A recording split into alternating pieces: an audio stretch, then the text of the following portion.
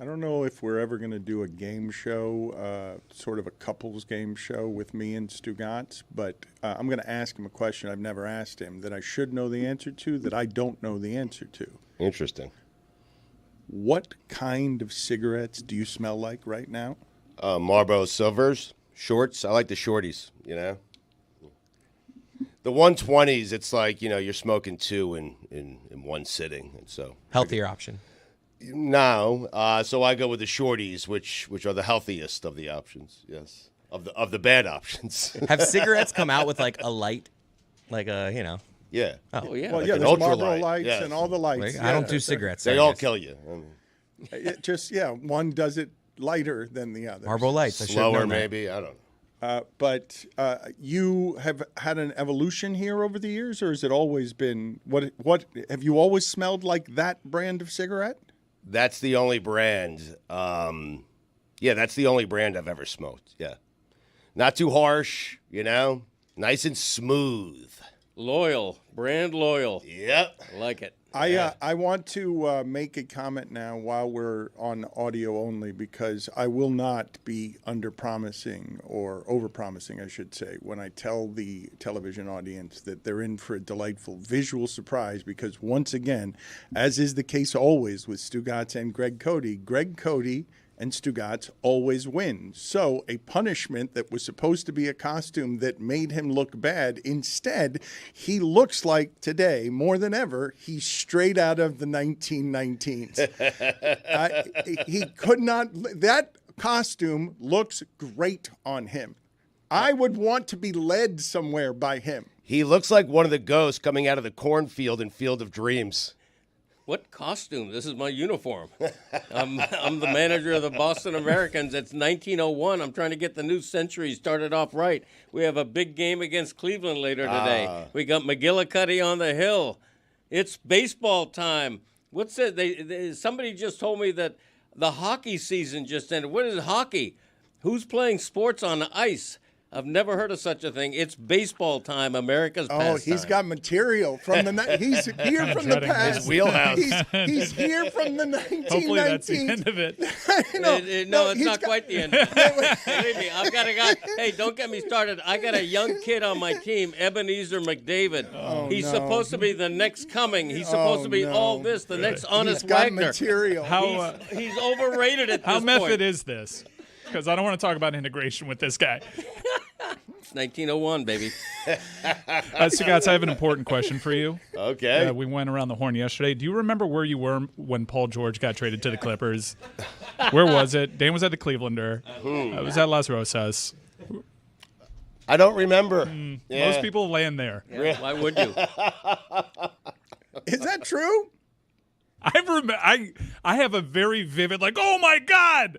Because remember, Kawhi was leveraging the Lakers, so it was a shocking thing. No, but it wasn't just that. It was that Kawhi was super quiet, mysterious, and Uncle Dennis is involved, and all of a sudden Ballmer is negotiating with Uncle Dennis, and next thing you know, Paul George is here with the Clippers. The notion that Kawhi was going to the Lakers was going to break the sport, because this was Kawhi at the peak of his powers, and we all thought the NBA was going to be ruined. And then Kawhi saved everything by, in the shadows, negotiating Paul George to be his running mate in LA, thus making the NBA wide open. It really was a where were you type of moment. Do you believe, based on the way Greg Cody looks, that we could simply say of him racial profiling, this person was a racist? Yes. Back in 1901. Yeah, right. Everybody was. Put it on the poll. Back in 1901, was everybody a little racist?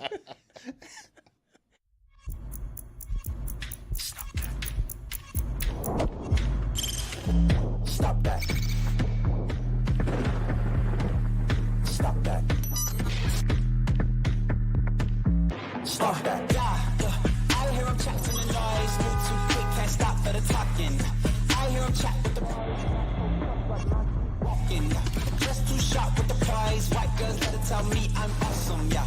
Hot like fire on the pan. If you wanna touch my please use concussion. Cold like 0 degrees. I'm out the cage, gotta let out the beast. Revolutionary, gotta let out the streets. Locked in a cage, I'ma let out the sheets. We came for one man, forget my peace. You take the west, I'll take on the east. I'ma put him in the cage, never let out the. I hear him chat to the noise. Move too quick, can't stop for the talking. I hear him chat with the boys. Man so tough, but man's keep walking, yeah. Just too sharp with the prize. Right guys, better tell me I'm awesome, yeah. Hot like fire on the pan. If you wanna touch me, I'm please use caution. Stop that. Stop that. Stop that.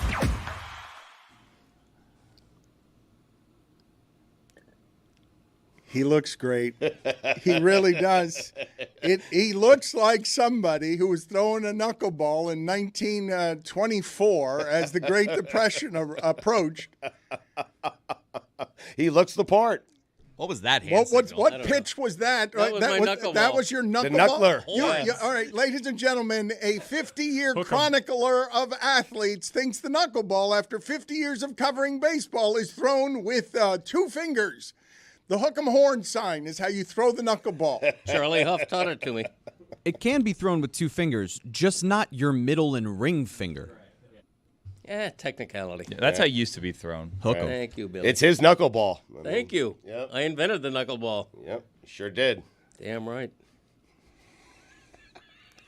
So Greg Cody's in character today. He's pretending like he's from 1919 because he's ushering in baseball season. Why are you making faces, Billy? He's pretending like he's Yeah, from. he's I mean, I pretending. feel like Greg has just come into the room from the past. I don't understand. This isn't a costume. This Right. is Greg. Yeah, why are you calling it a costume? This Yeah. is my uniform. It is a Greg Cody Tuesday. Do you have it back in my day? I don't. Doggone it. Right. It's You know? typically the first appearance of the week if it's on a Tuesday. Yeah, So- exactly. Right.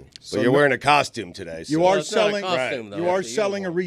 recycled book of back in my days, but you haven't had a fresh one in years, right? Right. You're just selling Months. old stuff. Months, I'd Yeah, say, it's not been years. months. The book is flying off the shelves, and the Pride of a Lion we're still really proud of. Somebody for the only the second time ever, somebody at the Panthers beach celebration Sunday came up to me and said how much they enjoyed reading the Pride of a Lion. So I really appreciated that. That's your parade correspondence. That Yeah. because you didn't give us any of this yesterday. You just gave a sunburn yesterday and said you were out there for hours, and now your reporting is that someone complimented your book. Right. I had a video that I did, but it was not played by your show, so I can't. I'm not responsible for that. I availed it to the show. They didn't play it. Was it not good enough? Did it not meet our standards? I Was it thought- I not funny thought- enough? I am told that you took very poor selfies all weekend, that you don't know how to take selfies. Well, the problem was I should have gone like this, Right. and gotten a panorama in the background, and instead I just went like this.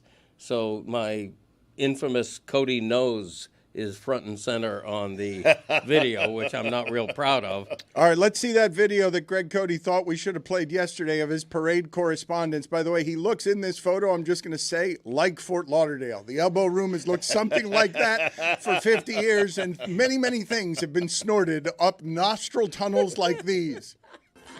I'm Greg Cody from the Greg Cody Show podcast, reporting live from Fort Lauderdale Beach, where the Panthers championship has been celebrated before thousands of fans. The Panthers are about to depart the bus and come to the stage.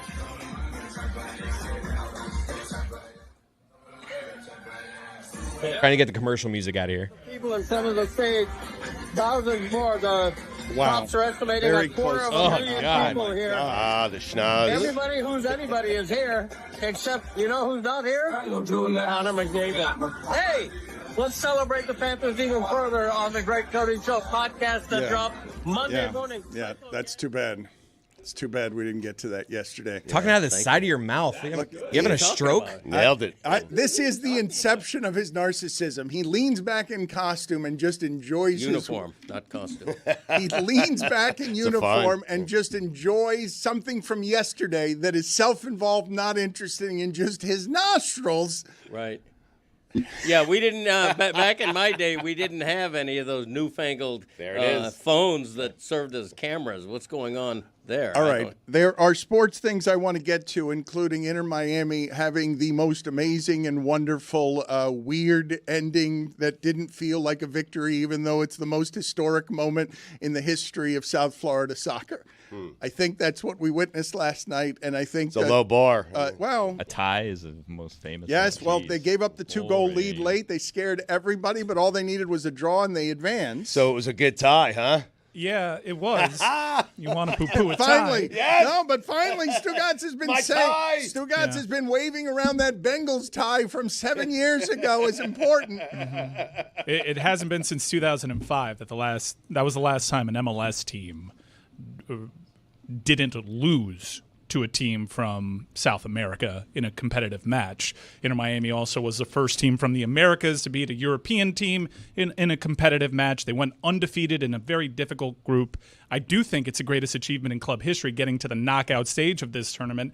That being said, it should feel a lot better. It didn't feel good after they blew a 2-0 lead to Palmeiras, and the end of the game kind of felt like you were on a razor's edge because you weren't really aware of what was going on in the other match. So it left a lot to be desired in terms of feeling fulfilled. But for a club that is only 5 years old, to make it to the knockout stage of this tournament is incredible. Can you explain, though, Cody, as someone who's covered soccer in this market since the Fort Lauderdale Strikers of 1978, can you give me a feeling comparable to that mess from last night where you get a wildly unfulfilling fulfillment?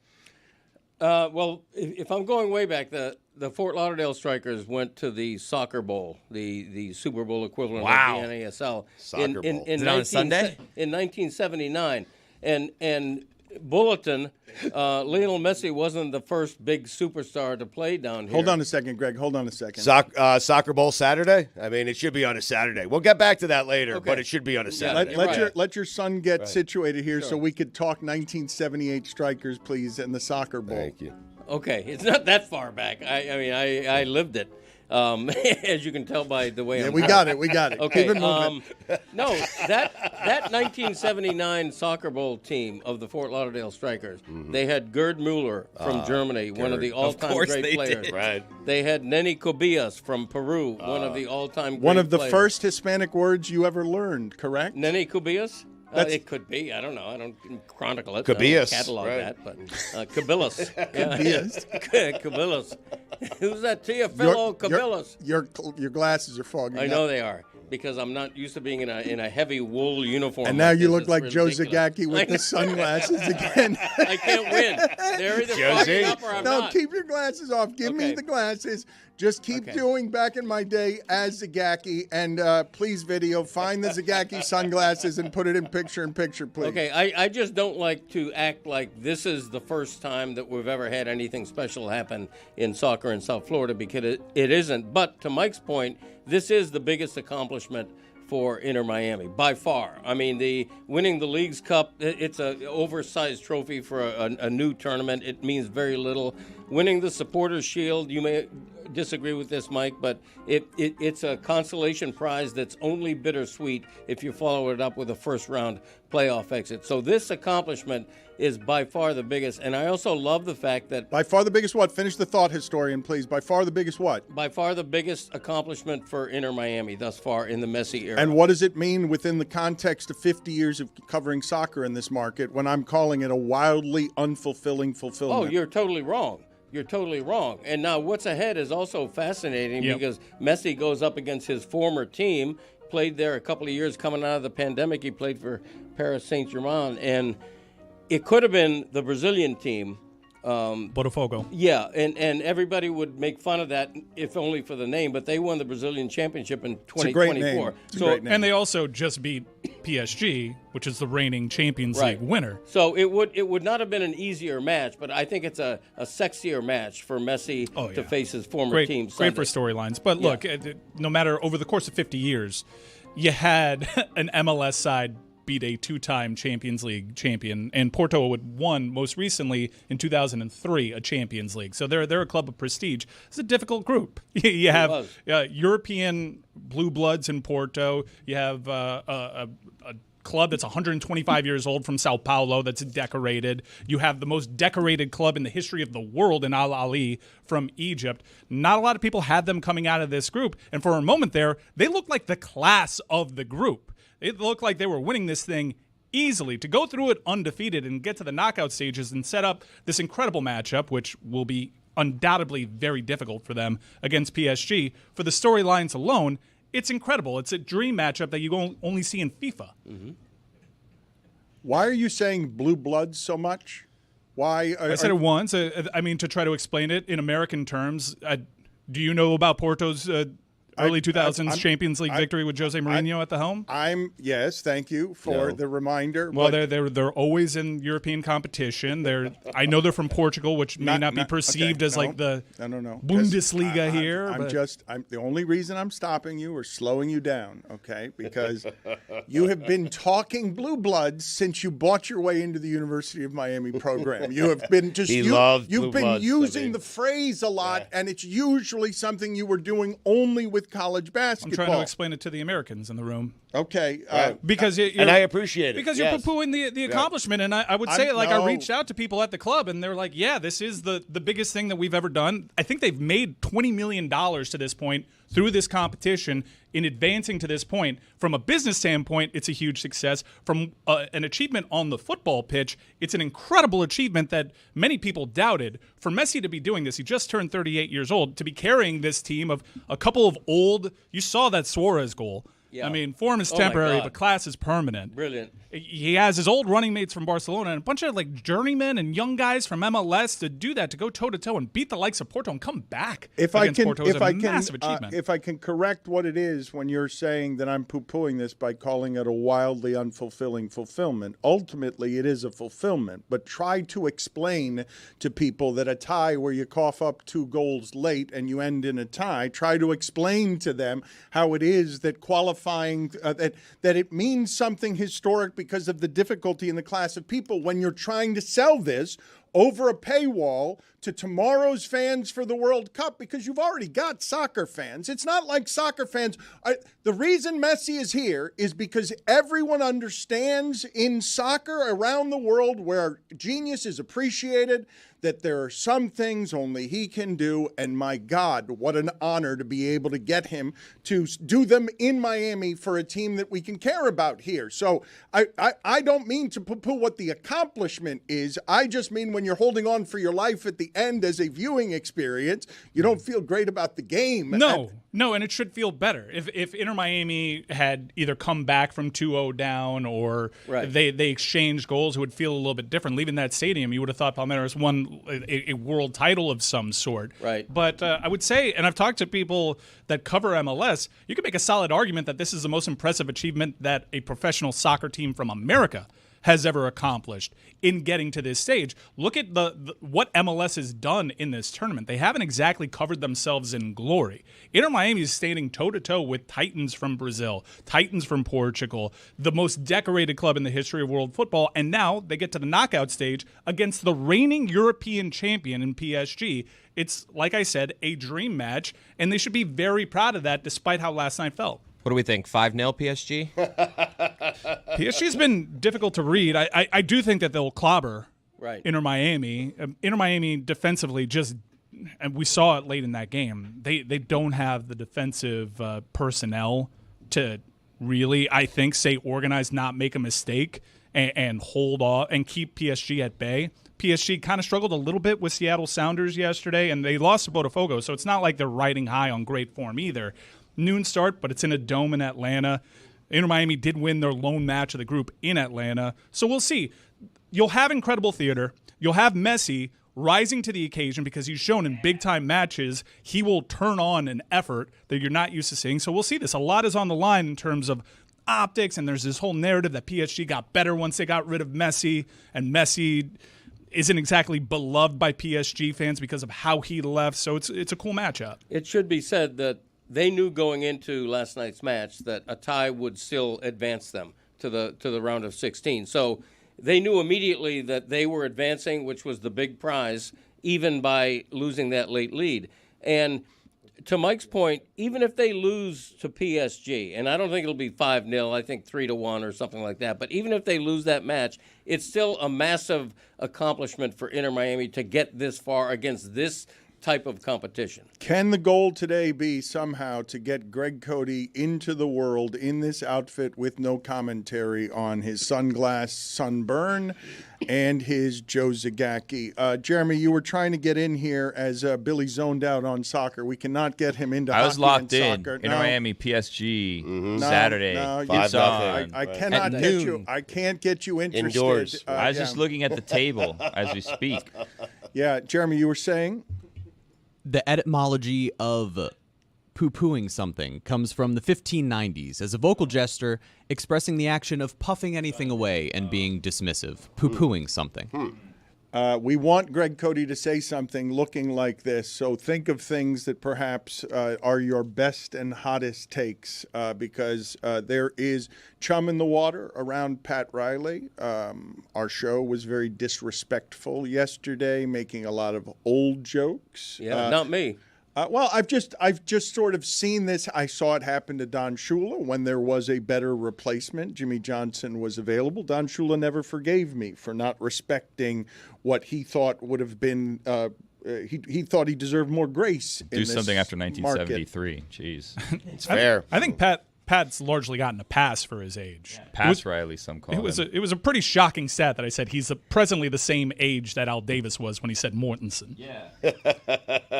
He doesn't seem that way. He's a young soul, and we don't think of him as old. Well, he looks great. You guys will concede that you were flagrantly ageist yesterday. Yes. No, I will No. not concede that. We were based on yeah. results, Yeah. not on age. I don't think at any point we really brought his age into And I it. think, I'm pointing out that he's the same age as Mortensen when the optics of that Mortensen thing where, man, the game has passed this Titan by. Mortensen. When you have a highly public incident, the way that he had with Jimmy Butler, in which his pride got in the way and he seemed out of touch with today's player, it's fair to question we wouldn't be doing our jobs if we didn't at least mention that. Our show has been so pro Pat Riley over the course of over the course of a full score. Okay? Okay. The fact that we come out and just highlight the fact that maybe, just maybe, this old guy is losing touch with the game. He even said it himself on South Beach Sessions. Maybe I'm washed. We questioned Sham's credibility just because he reported something that may look like Pat Riley might have dropped the ball in this one.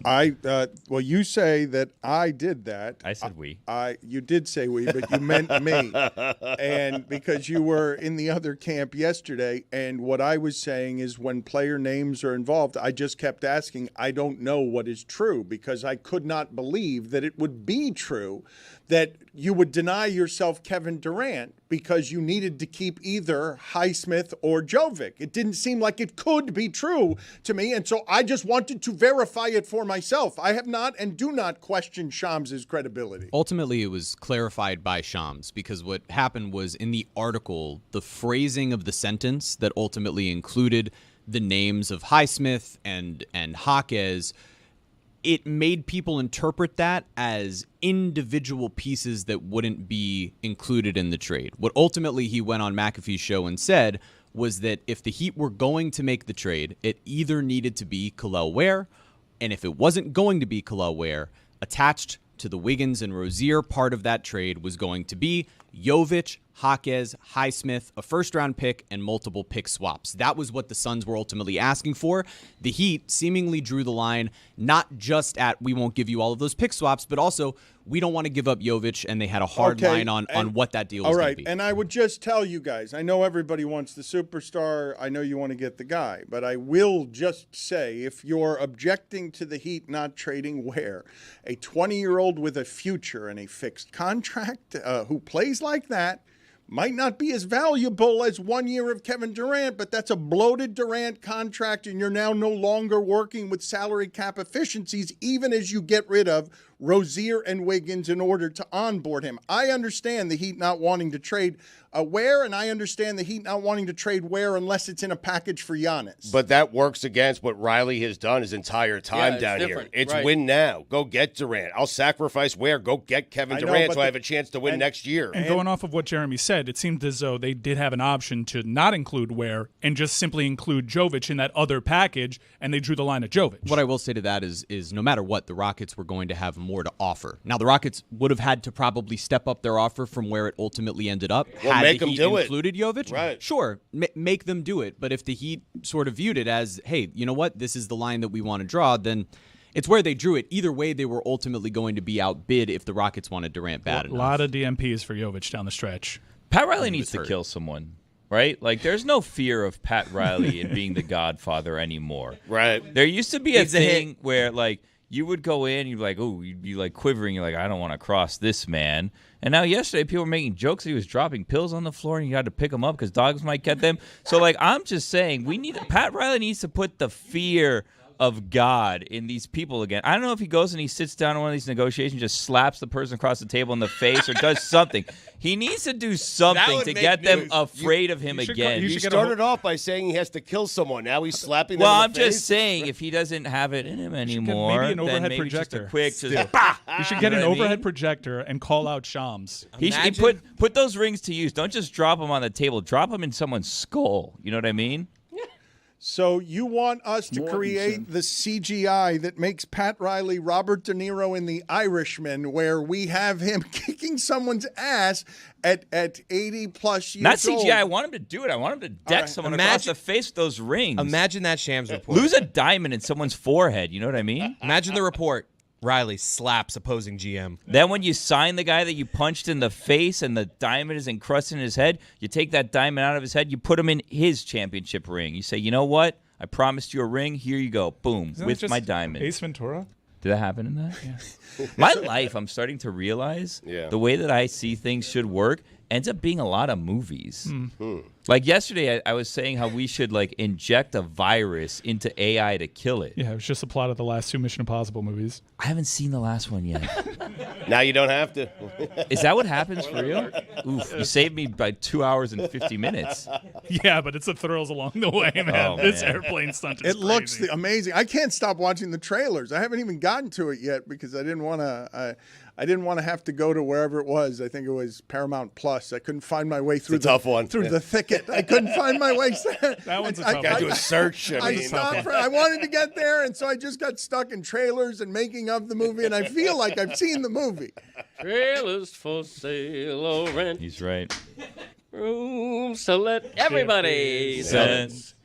No pool, no pen. Well, you None can't of you know mutter- the song. No None- cigarettes. How do none of you know the song? If you- By no means. King of the road. All right, let's do this better, please. If you're going to interrupt the show, Yeah. when is that song? Why should we know No, that? because he expected you guys. Look, He sings it all the time. He I mean- expected, but here, trailers. Chris, the funniest part about this is he doesn't have the rest of the words, and he was mad at you guys for not knowing words he also did not know Right. because he did not know. there. He did not. You didn't get there. It was just. Well, I know the lyrics that are like, I'm Greg Cody, and that's how it was. Back in my day. Yeah, we all I know know that. those lyrics. Yeah. But Dan is Whether right. he We was all like- turned into Eddie Vedder. I mean, Man of means, by no means. All right, enough. Your glasses continue to fog up. Can I ask you guys, this is a thought exercise, and we'll see on where the Miami Heat land on this. I would say as half the Eastern Conference tears its Achilles, it's a good time to get better. And I think it's irrefutable that Kevin Durant makes your team better. I can't believe we let Jonathan Zaslow get away with that bullshit Well, what yesterday. happened? What happened to you yesterday? So Zaslow's feeling more and more confident these days in a way that's not really explainable, and he got a bonus that kicked in when the Panthers won the championship, so he's going to be around more. But you came in today, and I haven't seen this from you before. Usually, you're okay saying someone's full of shit right when they're in the room with you, but you waited a full 12 hours before getting mad at Zaslow and calling him full of shit. No, I called him on it like a little bit during the show, but it kind of sat with me. I'm like, this guy of all people If they traded for Kevin Durant, he would be hanging from the ceiling celebrating the move. He's a good player. Awesome player. He's a Hall of Famer. Might be hit. This is your boy, Kevin Durant. This is your boy, Pat Riley. This is your boy. Don't talk bad about Pat Riley. I'll take Durant at 50. I'll take it. He'll make that shot until he's 66. I mean, what is he talking about? Make me upset. Make me care. Make me care about Kevin Durant. What? Are you serious? Something's up with him. He thinks he can just come in here all willy-nilly, say whatever he wants. You got to punch him in the head and let him know. Let a like, diamond you can't hit. just Riley come do in it? and say Right, whatever yeah. you want. Have Yeah. Riley slap him. Exactly All right. So Billy, this is Across the table, just a quick. Okay, so is Let it, him know. all right, Billy. He's 80 years old. So whatever you imagine that move to be, Zaslow? He looks horrible. He looks good. Well, I guess for 80, he looks good. He Morning looks horrible radio. for No, 28. He looks good for 80. He looks bad for his age. He looks good. He for really 80. does. He looks radio. like 10 years of morning radio. Okay, he used to be a vibrant person, and now just what happened to him was 10 years of don't work in this business in the morning. It'll gut you. So he was vibrant, huh? I never believed him to be vibrant. I think he was always that, right? He was. but- Known as for 20 all years. right. He's pretty much been that. I At 6 a.m., 10 a.m., Look, 3 p.m. I it's mean, an- Boogs producer. It's an act of cowardice that you would wait until the next day to break out the fake Zaz at him and call him full of shit the next day when he's here tomorrow again and you won't say any of it to his face. I mean, I would say it to his face. Jonathan Zaslow knows how full of shit he's being there, and that's cool. That was his role yesterday. Jeremy's playing that role today. So let me ask you this question. Here's the thought exercise that I want to do. I'm sorry, Jeremy. You and I have had reasonable discourse today, and I think you also would admit that if Kevin Durant were acquired by the Miami Heat, for any one of those packages, you'd be aboard. I wanted Kevin Durant. There's no I surprise there. can acknowledge I wanted Kevin The Durant. Kevin Durant trade was announced before Tyrese Halliburton goes down. We all admit Tyrese Halliburton tearing his Achilles opens up what we all perceive to be a pretty wide open East even more. Do you think Making you wonder at the time if it's better for Giannis to just stay in Milwaukee. right, even though they have their own Achilles injury to deal with, and he's on the books, and it's difficult for them to improve on their roster. If we just shift the order of events, Halliburton tears his Achilles.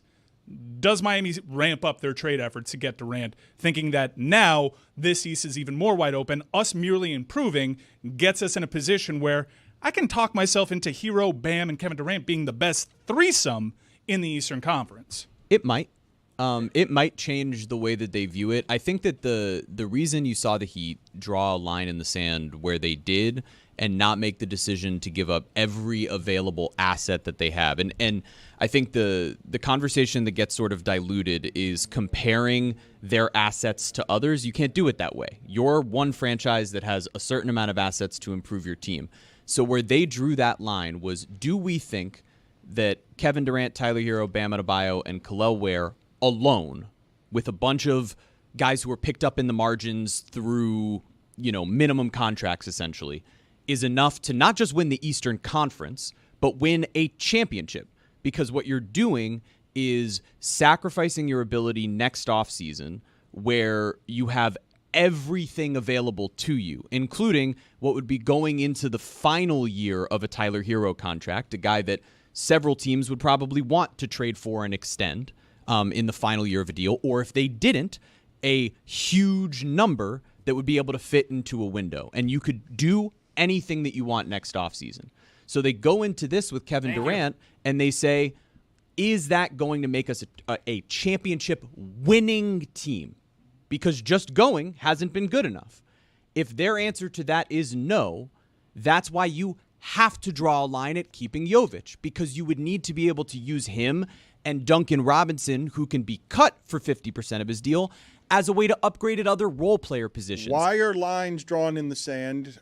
Find out I'll for find me, out that please, origin. because you were really drawing a lot of lines in the sand while Billy wants Pat Riley to slap someone with a fencing glove. It's been 10 years. A ring. It's I been- want a diamond in someone's It's forehead. Embedded, right? It's Yeah. been 10 years since Pat Riley told Danny Ainge of the Boston Celtics through a spokesman to shut the bleep up. Do it and again. You're saying he needs to do it again. Yes. Yeah, no, like actual. I'm not. I would, guys. Look, for the record here, let me be crystal clear. I would never encourage physical violence.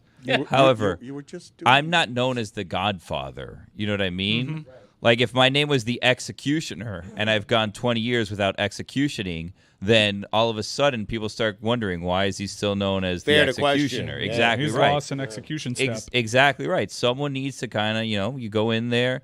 I'm not saying the biggest person in the room. Maybe Donnie Walsh is in there doing something. Who knows? And you just go and boom. Knock him off his chair or something. Donnie but Walsh. Is Donnie Walsh still at it? Always make me laugh. In fairness, the Godfather doesn't do the dirty business himself. He sends his lieutenant. But he does enough that you're afraid of crossing the yeah, Godfather. but what you need to do is you need to have Andy Ellisberg Yes. with some brass knuckles taking care of business. Andy Ellisberg. With Yes. brass knuckles. Because when With that brass guy walks knuckles. into a room, He's that's menacing. A presence right Yeah. No, Yes. come on. Don, guys. no, saying, he's right. Billy started it. Thank you. Andy Ellisberg looks like the guy, and this is very specific, but Andy Ellisberg looks like the guy in Ocean's 11 that takes you into the back room of that casino, and you're not coming out. You're going to meet Benedict, you sit down, and then it's an empty table with some metal chairs, and it's Andy Ellisberg there with some brass knucks made out of championship rings. 2 walk in, 1 walk out. I appreciate, Billy, that you guys, after a lifetime in South Florida, have an appreciation for what Andy Ellisberg looks like. Okay, you have created him as the muscle in casino, and it's not exactly how I think of Andy Ellisberg. He is their chief What are you accountant. doing? No, You're doing What are this. you doing? We Yeah, haven't what are done you doing? anything. I have Yep. you being the muscle. See nothing but muscles. None of us have done anything for the record. Yeah. This is going to fall on us. We don't like it. Nope. Well, Guys it's are going to wearing fall brass on you knuckles. guys for a reason, and that reason is you summoned Andy Ellisberg Think as strong. You're not showing the brass knuckles that No. he's wearing. as Pat Riley's muscle when all he needs defense from is your disrespect. The only Who's disrespecting him? all of you guys, look, Chris, Cody, Greg, I don't know how you feel about this. As someone who's a longtime columnist Yeah. in this community, and someone who upholds righteously the idea that the columnist is a standard bearer for having grace about how you criticize people. Your son, Chris Cody, your son yesterday made jokes about Pat Riley spilling his rings on the floor now and Yes. dropping pills on the floor. And Chris having, said that. I don't yeah. think I said It pills. was did. you. I said marbles. It I was said he you. I said he wanted- lost his marbles. All Instead of of you- purposely dropping the rings, it's now all like, of you- oops, This is I dropped the pathetic. rings. We've given him plenty of grace. Happens. This show is not called for his head. This show is giving voice to barely given voice to a narrative that has been out there about Pat Riley for a very long time. We are not You guys the hypercritical Pat Riley You were show. doing senility yesterday. You guys were doing I'm ageism doing- and senility yesterday. No, I am calling into question something that is out there, which is why has this guy not been able to pull off a big deal when his whole thing is I pull off big deals? What is it? And we're looking for reasons. Billy, you are condoning violence here. I keep seeing No, you I'm not. condone violence. I'm not doing so. We're grabbing at reasons, and one of the reasons that people often grab in this situation is, well, has the game passed this person by? We highlighted a couple examples of which he'd probably admit he misstepped, and us pointing to his age is just a piece of data for you to chew on. I've often said he gets to write his own ending. That's a full stop for me, but it doesn't save him from criticisms. On the subject of Kevin Durant, I was telling you, I've abstained from reporting anything around Durant over the last couple of months. I've not asked any questions of anybody. But the last time I checked in on Durant, I told you guys they want picks. Picks is what they want. The Suns need to rebuild everything Ishbia did there. That's what they want. They want picks. I can sit here now and say as a transaction, I believe South Florida would agree with what I'm about to say, which is no promise of Giannis. If I can get KD for a package that does not have Ware in it and gets rid of Rozier and Wiggins, I want to make that trade and have this year of Kevin Durant. I think we can all agree on that. That's Yes. part of where it is the anger resides on some of this. I think you'd have consensus there on how could Pat Riley not have done that. And when I say to you guys, well, what am I missing about the reporting? Okay. What am I missing in I'm not questioning Shams. I'm just saying, like, it doesn't make sense that you wouldn't trade Jovic and Highsmith and dump those contracts for Durant. Like, I wonder about the picks. And again, what Phoenix actually wanted and how high Houston was going to keep going if Miami's offer kept getting better, because Houston didn't have to give up its assets, which is the reason we're having this whole conversation of how couldn't Miami outbid Houston? And what if I tell you Phoenix wasn't going to let Miami outbid Houston? Phoenix wanted picks. But if you're Miami, you make Houston give as many picks away as possible, as much as possible. But that might have been the case when you were doing the reporting on this. Shams and the Miami Heat, via Barry Jackson, have come out and said what the deal was and what the tipping point was for Miami. There weren't that many picks. It was mostly players, and they drew the line at Jovic in one package, or they had an option to go down the Ware path. That's what the deal was. Those are two very reputable reporters that said that. It's not this bounty of picks that it was last year. The data changed, and I think Jeremy made exceptional points. If that...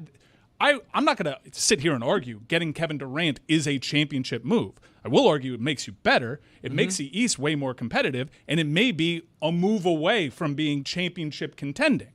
But has that been the standard for the last 3 years? Because what I would say is getting better should be the objective.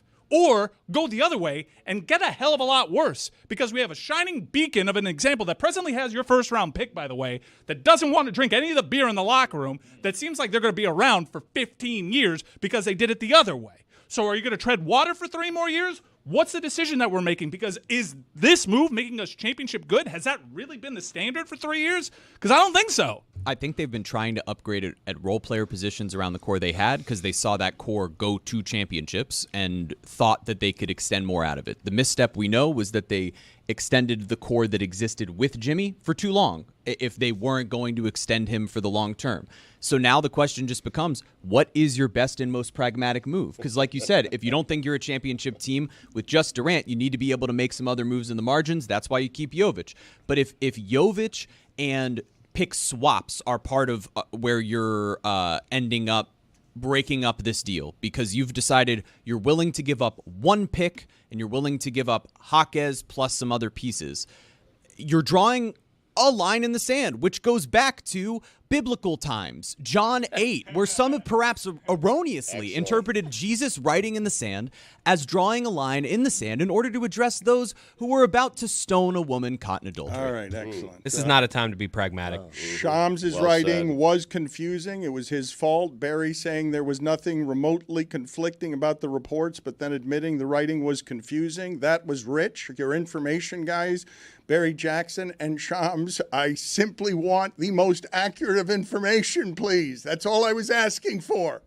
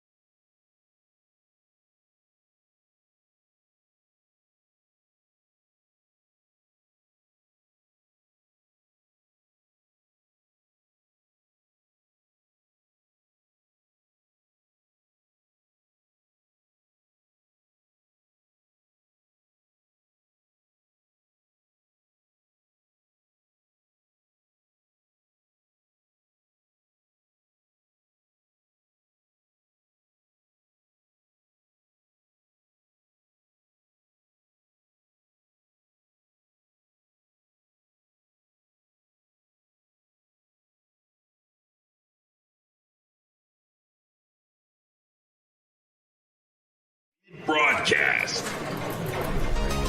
with sportscaster Dan Patrick of the Dan Patrick Show. Let's bring in Dan Le Batard, host of the Dan Le Batard Show with Stugotz. And Dan, good to see you. It's always nice seeing you, Dan. I've got a little bit of chaos around me here. We've got a very electric sort of vibrating Miami, and we're coming off of a historic United America last night, feeling very good about itself because they would be able to laugh at one city. Last night was a winning night for America. Either today would be about laughing at Boston fans or laughing at Miami fans. And America wins today. And here's the best part about it. America was going to win today no matter what. One hated fan base was going to allow you to laugh like that today. So congratulations to America. Yeah, but I don't know if America hates the Miami Heat anymore. No? No. We kind of need it. We kind of need it down here. They hate Miami, Dan. Oh, but not the Heat. I believe that all things Miami are something that divide America. Do you guys hate the Miami Heat? Like, Jimmy Butler's a great story, and Caleb Martin and Gabe Vincent and Eric Spoelstra. And we need the hate. We've been starved for the hate since 2010. Why are you not understanding what's happening around here? Wait, the lights just went out on your show. Oh, my God. Yeah. Haters. What happened? Haters. Bring back our hate. Okay. Well, I'm sorry that the power has gone down here. I can still hear you, though, Dan. I can still hear you. You never look better. I love it. Yeah. Anybody got any matches? Yeah. How about a candle? Look, Something. I'm running a media empire here, Dan Patrick. This is a very exciting time in our history. Man. Everything shakes and creaks down here with the enthusiasm. We've lost all power down here, so I'm sorry this isn't a better televised affair. Do you? Is this? I like it. Here? I like it. I like it. By candlelight. Can you see me? Okay. Can you see me? No. Is this the Le Batard Blair Witch Project? I'm sorry that I literally, after leaving ESPN, can't keep the lights on. Stugotz, pay the bills for the man, will you? You want me to pay the bills? Get out of here. I don't pay my own bills. How big is Jimmy Butler? If we had power rankings in Miami. No. Our athlete power rankings. Is he a 1 seed? Oh, yeah. What do you? Oh, yeah. Are you kidding me? Dan, you are doing the show I've always wanted to do. Power rankings for Jimmy Butler. I mean, God bless you. Man. 1 seed. Yeah. 1A. Okay. Over anybody with the Dolphins.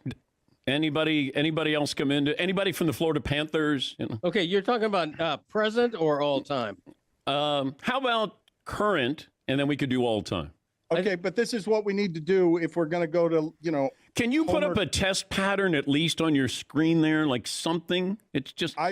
Buddy, I don't have control of the technology here. This is embarrassing. It is embarrassing. You don't think I'm embarrassed right now? Or do you think that I'm filled with buoyant champion pride right now? This is why Mike Ryan left.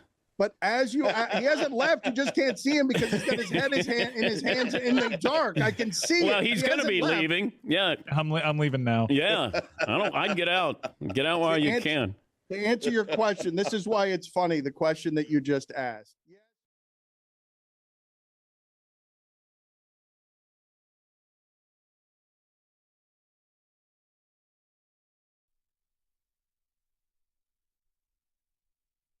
This segment is presented by LinkedIn Jobs. Post your job for free at linkedin.com/DLS. Terms and conditions apply. A potent heat dome is building over the United States, sending temperatures into the triple digits. There are heat warnings all throughout the Midwest through Thursday. It's going to be 100 degrees plus. Die. We're all gonna die. We're all gonna die. We're all gonna die. The oceans are all burning, and we're all wondering why. Let's turn on the news and find out how we're gonna die. Any number of ways. David Sampson, Nothing Personal, is here. We will find out if he will attend an assortment of funerals before the end of this segment. It is a new segment that has caught on throughout the globe. Everyone's playing it. Sampson is exceptional at it. Why are you smiling, Billy? Just because Adam McKay is going to die in like his least satisfactory way possible. He's going to like slip in the bathtub while he's been worrying about all this other stuff killing him. When I was in Iceland, they told me that there's a glacier that makes up 9% of the country that's now projected to melt within the next 100 years. And when it does, it's going to raise the entire sea level by 1 centimeter. And what they told us is that all of Florida goes underwater if it raises 4 centimeters. So they said every single coastal town will be wiped up. That's just 100 years from now. It's sort of happening now with fires and fire tornadoes and all sorts of flooding and all sorts of strange Iceland's going places. to raise But it's up not- it's from not- the sea. When we say it's going to be by in like 120 120 years, meters. I know, but when you say it's going to be in 100 years, there are going to be gradual apocalypses all over the globe before that. The They're volcanoes happening are going to right be now. insane when that happens. Anyway, It'd be exhausting being your guys' brains. Jeez, I just got Louise. told. It wasn't my fault. They just told me. I mean, was just trying stop to go on a thinking boat. for a second. And that's coming Enjoy from life. me. I mean, Like, David Sampson, Nothing Personal is the name of the podcast. And I think, David, have you gotten it like exactly totally wrong on the A's and Las Vegas? Because I did see a stadium being built and I did see public financing, and you were very out in front on being loud about the A's will never play in Las Vegas. Yeah, I may get that one wrong, but not yet. Not yet. The groundbreaking was done indoors in a temporary sort of building on the site because it was 1,000 degrees. When we did Marlins groundbreaking, we did it outside like men, and it was so hot. It was insane, if anyone can remember that. But groundbreaking is simply performative. I don't think you've seen a stadium being built in Vegas because there's tractors, but there's been no actual building. But it's coming, and if I'm wrong, I'll admit it, but not today. I don't need to admit it today. Only men know how to go outside. It's strange. Go outside like men. Well, I think this might be a reference to the Club World Cup, where Borussia Dortmund on an 84-degree day were like, we're keeping the subs in the locker room. It's too hot out here. Chelsea's manager has also said it's almost impossible to train. Like, buddy, you're in Philly. What are you talking about? Can you guys get me some information on what Pablo Torre is reporting, please? There is some buzz around what he is reporting today about the NFL. What did Belichick do now? I don't know. Go Dan, ahead. this is a good one. Go ahead, David. I don't know. You have information on this? I'm just getting it now, but I don't know Is the this details. the Russell Wilson thing? The collusion? Yeah, I want to say that how we are operating on all cylinders at Meadowlark without going too inside baseball. Matt Koch and I do a live show every day from 7 till 8:43, and the email came in about the show at 7:15. And the purpose is we're supposed to get some advance notice so we could work in a topic or two talking about it to help PTFO and talk about an NPDS. And you're saying that you're getting it just now in the middle of your show. So how can you comment? I haven't read one thing, haven't watched one thing. It never came up, never heard of it. But I guess he found out that there's a smoking gun of collusion because Lamar Jackson's microphone didn't work, or that Lamar Jackson is dating Jordan Hudson. I can't remember which is which, but something got found out. I will say this to back up David, not to get too inside baseball, but sometimes like we get teases that they're going to break a big story, but get no idea what it is, so we can't promote it as though they're state secrets that we're going to scoop them on, so no one can go listen to their episode, where if we knew, we could help promote it better. We're not great at promotion around here, so I will tell you for the first time that tomorrow night we are going to watch, some of us, I don't know which ones, you're all invited, with Tim Kirkshin from 6 to 10 p.m. We're going to just be watching baseball games with Tim Kirkshin and an assortment of his friends. What are you laughing about, Samson? I would love the opportunity to share what it is to watch baseball with Tim Kirkshin. It's like watching with an encyclopedia. And it's just anytime you can watch a game with a scout or a real member of the media or a former player or manager, you'll realize that the game of baseball, it's like a symphony or a ballet. There's so much going on during the course of a game that your audience may say, my God, that sounds like chalk nails a board or something. I can't remember the expression, but no, it's going to be awesome tomorrow night with Tim Kirkshin.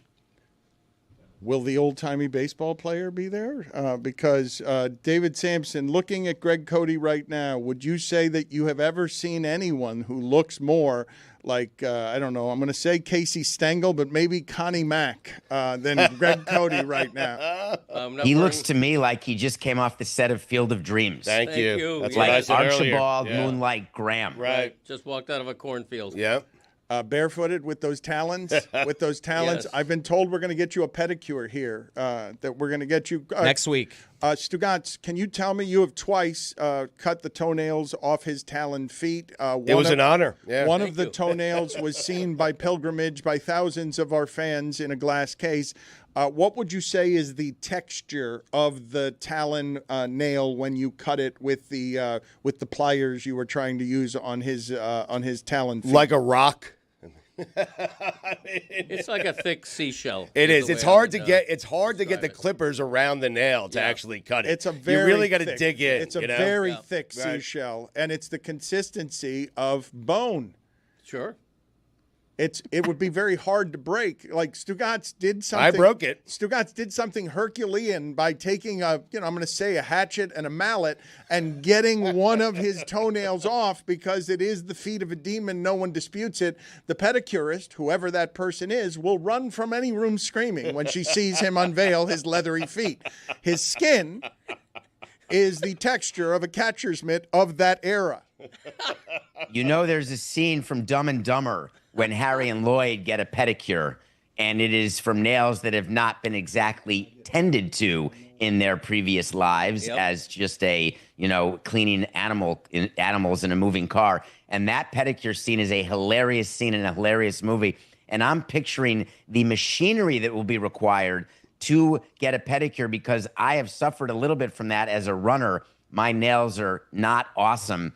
And I rip my nails in order to keep them short. I don't clip them because I feel like I have more control by ripping them. And so I'm a nail ripper only on my feet, not my fingers. You are a man.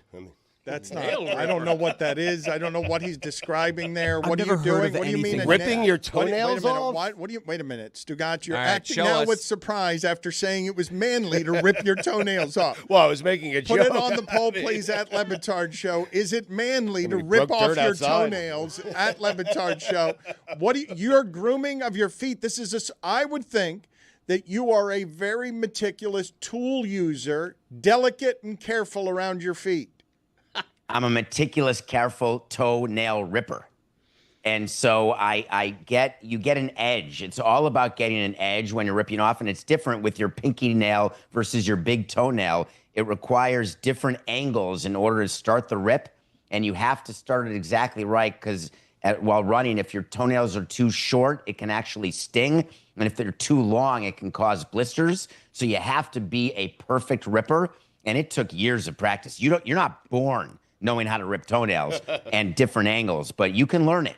Ladies and gentlemen, I need to tell all the people, again, nothing personal. It is broadcasting excellence every day. 2 hours now, double the David, this kind of broadcasting eloquence. Like chalk nails aboard or something.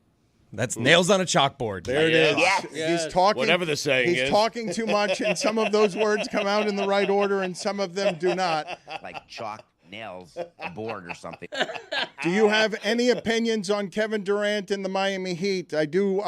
Greg Cody was not allowed to say anything in the last segment. And Greg, get near the microphone now. I know you're very comfortable as the old-timey baseball player, Right. but I went to you a couple times trying to ask you something about respecting Pat Riley and never heard a syllable from you. So the floor is yours, it was sir. tough. It was tough to get a word in edgewise. I'm thinking of taking out ad space on your show just so I can say something.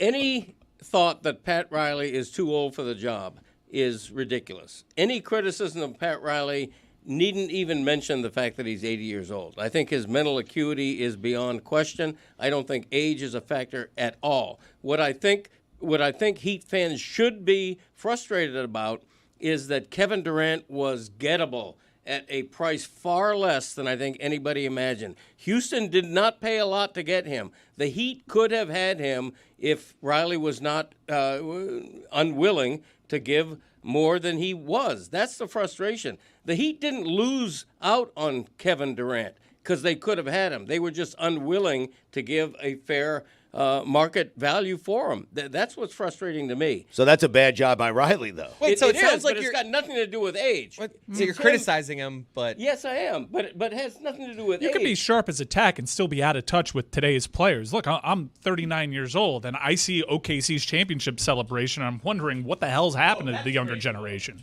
Well, but this is him going in that direction, though, by valuing Kel'el Ware more than he does Kevin Durant. I disagree with that, but that's what Riley is doing right now. Yeah, but Riley disagrees with that. He's never operated this way. No, he hasn't. Right. Which is a surprise. He's never cared about draft picks. He always wants the big-name veteran. And this was a total reversal. Samson, for him. can you hold on for just a second? Greg Cody, I would like for you to look into that camera right there, please, if you do not mind. Or actually, here, look into this camera right here. I want to get as much of your face as we can. Which camera do you think he should be looking at? As I think this one That's right the good here. one. Yes, Thank you. yes, you got it. So just give us your hottest take here as your glasses fog up. And as you're an old-timey baseball player. I love how he looks at the screen where he is. No, don't look at yourself. Just straight ahead look at that camera. You talk to the audience right there, and you give them your... Still looking at yourself. Look, as the guardian of the Miami Herald and local journalism, as a man who might defend and protect respect and gatekeeping of Pat Riley and the end of his career in Miami, give us your best take on fair criticism of Pat Riley and unfair criticism of Pat Riley. Okay, I thought that's what I just spent the last 2 minutes doing. Are you asking me to repeat myself? Yes. Okay. Yeah, he does that. I mean, Into a camera. I just did that. I just said it's not about Pat Riley's age, okay? But in Dan this, forget? I mean, geez. In this case, he did not want to give enough to get Kevin Durant, which is a disappointment and a surprise. Now, to Dan's point, what he said yesterday, if he goes out and somehow gets Giannis now, everything is great, and he looks like a genius. But nobody thinks he's going to do You that, look right? like the old man from Up.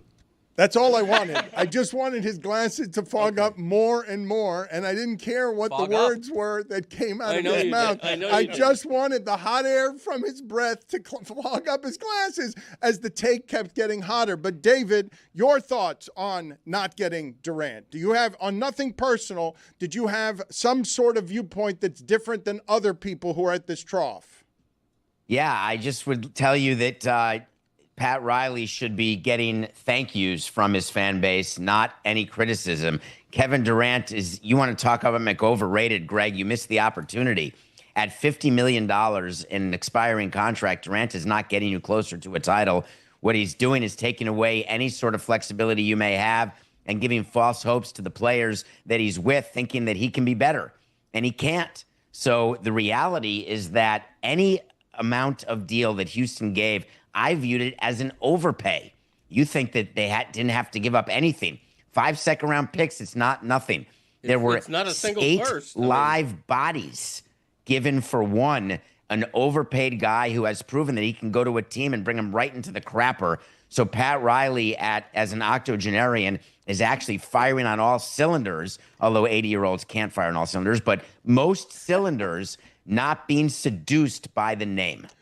Put it on the poll, please, Juju. Can 80-year-olds fire? Can any 80-year-olds fire on all cylinders? So he's taking the hottest of the more extreme takes. All I have heard is that the Rockets made a good deal getting exactly what it is that they needed for their team, not just as a veteran, but as a shooter. The last 3 years of Kevin Durant have no precedent in the sport in terms of efficiencies from jump shooting. You're on the other side of this. I've heard no one say that's an overspend at 1 year. They didn't even have to extend him, did they? Did they extend him?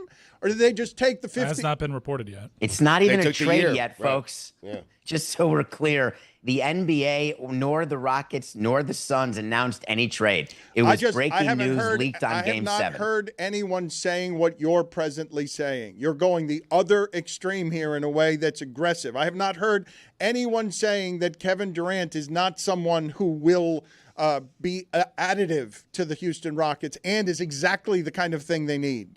I'd be far more worried that they're going to get Georged.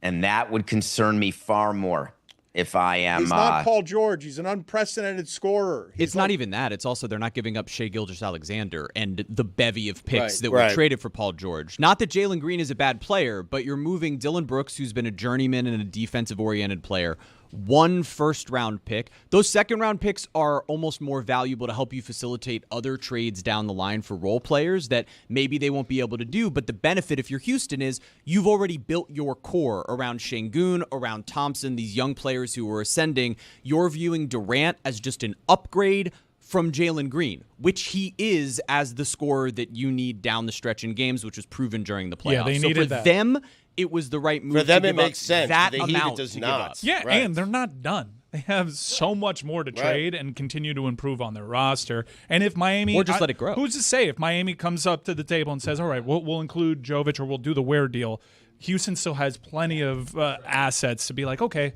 we'll go one up, yeah." I think you got to wait to see what happens here with all of these trades, because you say there's no SGA in this trade. I don't think you exactly know who's in this trade, because you have to look the way, and you can look with Paul George with the finals this year with Indiana and with Oklahoma City. There's so many different iterations of trades that happen, and it's not one trade. It's multiple trades over multiple years that bring your team to a place where they weren't before. And we have to see whether Ishbia is going to be smart enough to allow any sort of smart basketball person to do something there. But they're better off with more bodies, different bodies than with Durant, because you saw what they did with Durant. They weren't even in the tournament. So what exactly? You say it's unprecedented, Dan.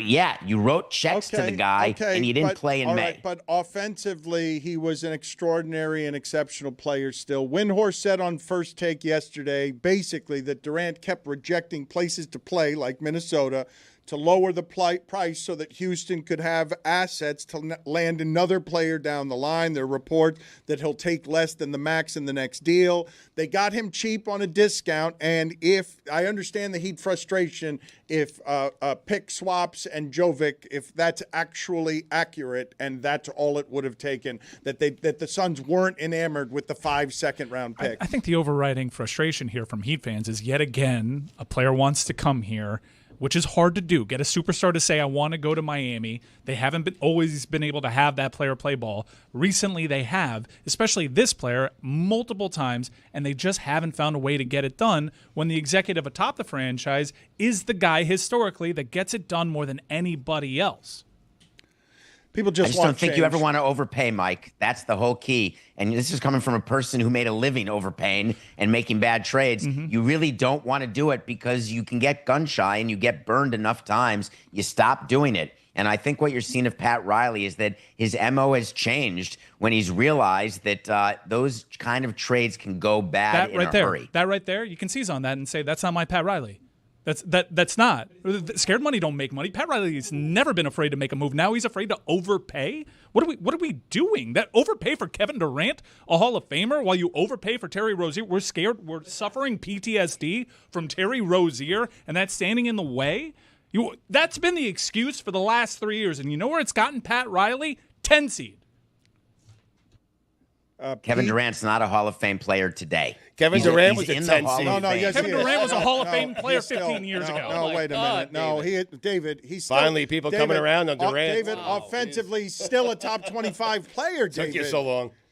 You don't get in the Hall of Fame by being a top 25 player. He's a Hall of Famer. Don't you misunderstand? He's going in the Hall of Fame, of course, because it's easy. All right, but this year, next year for the Rockets, as a matter of fact, I predicted on Nothing Personal, the Rockets will not make it out of the second round with Durant. All right, we don't need these predictions that we can check in 6 months from now when I see things being built in Vegas and you're still not conceding that the A's are going to be in Vegas. Like, it seems like they're building. He doesn't have to right now. I don't have to, Dan. Yeah, but I mean, I will when I have to. All right, but it seems like you're wrong here. Like, and you're just being. You got to string it out, Dan. He's right still. Not wrong yet. Wait to see. You're being stubborn.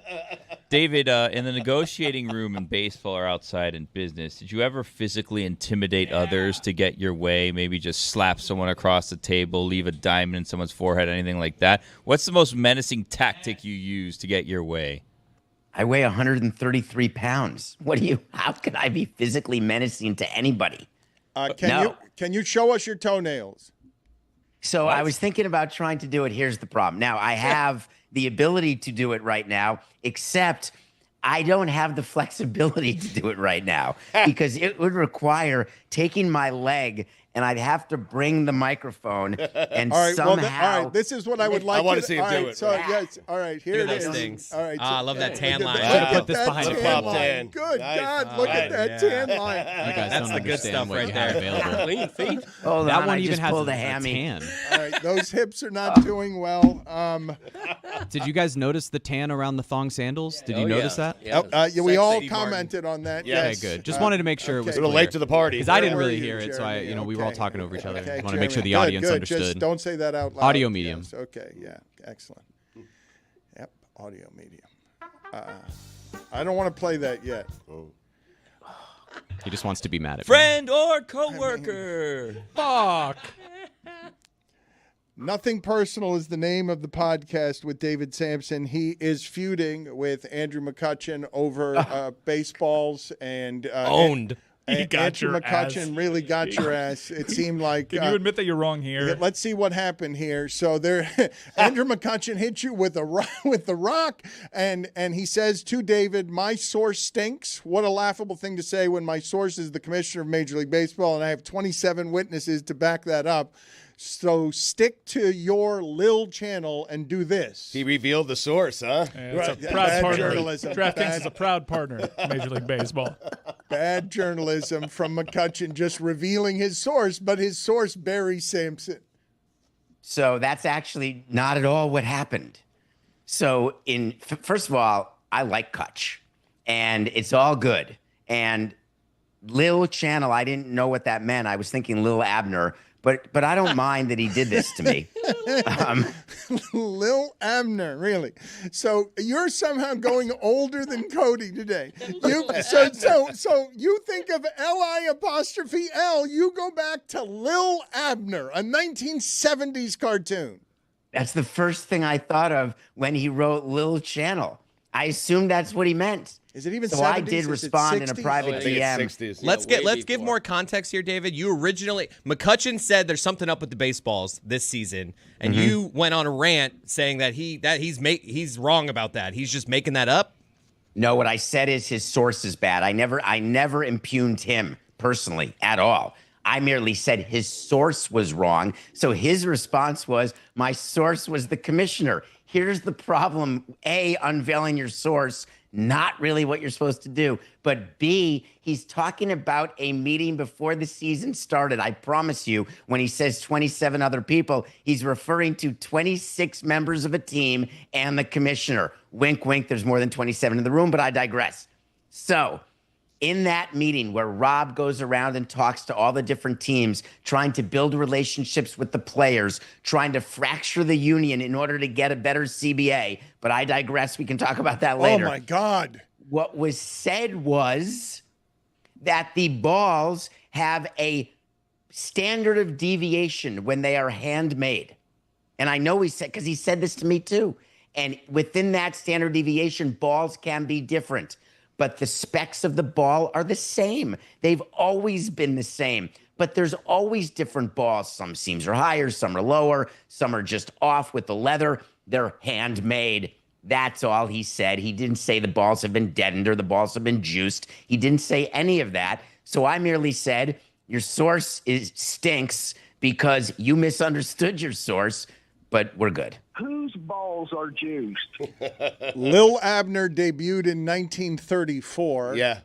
Pablo Torre has exclusively obtained a secret document that billionaire NFL owners and union execs alike do not want you to see. It's a 61-page treasure trove, the publicists say, that unveils gory details about how football really works, including previously unpublished testimony and private text messages from 8 NFL owners, 3-star quarterbacks, Lamar Jackson, Kyler Murray, and Russell Wilson, NFL PA leaders, powerful agents and executives, and Commissioner Roger Goodell. Journalism is dying all over, especially in sports. Pablo Torre continues to keep it alive by snooping around billionaires and powerful people and their young girlfriends. You know, Billy. There's a chance that this episode gets nominated for a Peabody, and I think that is the object of this game. When you have this sort of reporting, and it's a great object. And I assume when we watch PTFO, which we haven't had time to do because we were told about it as a company 25 minutes ago, is that we will find that the biggest thing the owners are engaging in and what all players and unions are trying to find is the possibility of collusion. Was there collusion in not giving guaranteed money past Deshaun Watson for all those years? Is there collusion with free agents or with guarantee clauses? And the answer is it's not collusion that is actually provable in a court of law. There's no settlement coming, but there certainly are discussions that happen between teams and between executives as you're trying to figure out how to navigate today's waters in terms of guarantee language. That's about enough of David Sampson. I think we can all agree. Thank you. Look at Billy just came to life back there. What are you pointing at, Mike? I got a list of people for the funeral. Yeah. Okay. I do want to Right. do that, but I don't know how to segue from that to what David's reviewing today because he watched a movie that I watched and George Clooney did an amazing job on revealing to everybody what was happening at Ohio State that was predatory in a way that Ohio State needs to be held account for in a way that has a great deal of public shaming around how leadership fails young people. Just so we're clear, the crew, myself, so we're keeping David now. We're doing movies and the funeral game. Well, this is yes, it's crowded here, and I was about to let him go. They want to play the funeral game, but David would like to talk about this movie because it was powerful. And David, what was the most interesting? It's on Max, and it's Surviving Ohio State. And I know Penn State has gotten a lot of the attention here, and Nasser has gotten a lot of the attention here. But this same thing happened over decades at Ohio State in a way that George Clooney is responsible for bringing to life, at least in part, as an act of activism here. Correct, David? Yeah, the story is there was a team doctor for all the athletes at Ohio State. And this team doctor took it upon himself to fondle the male athletes and to examine them for hernias while his hand was on their genitals in ways that's not how you check hernias.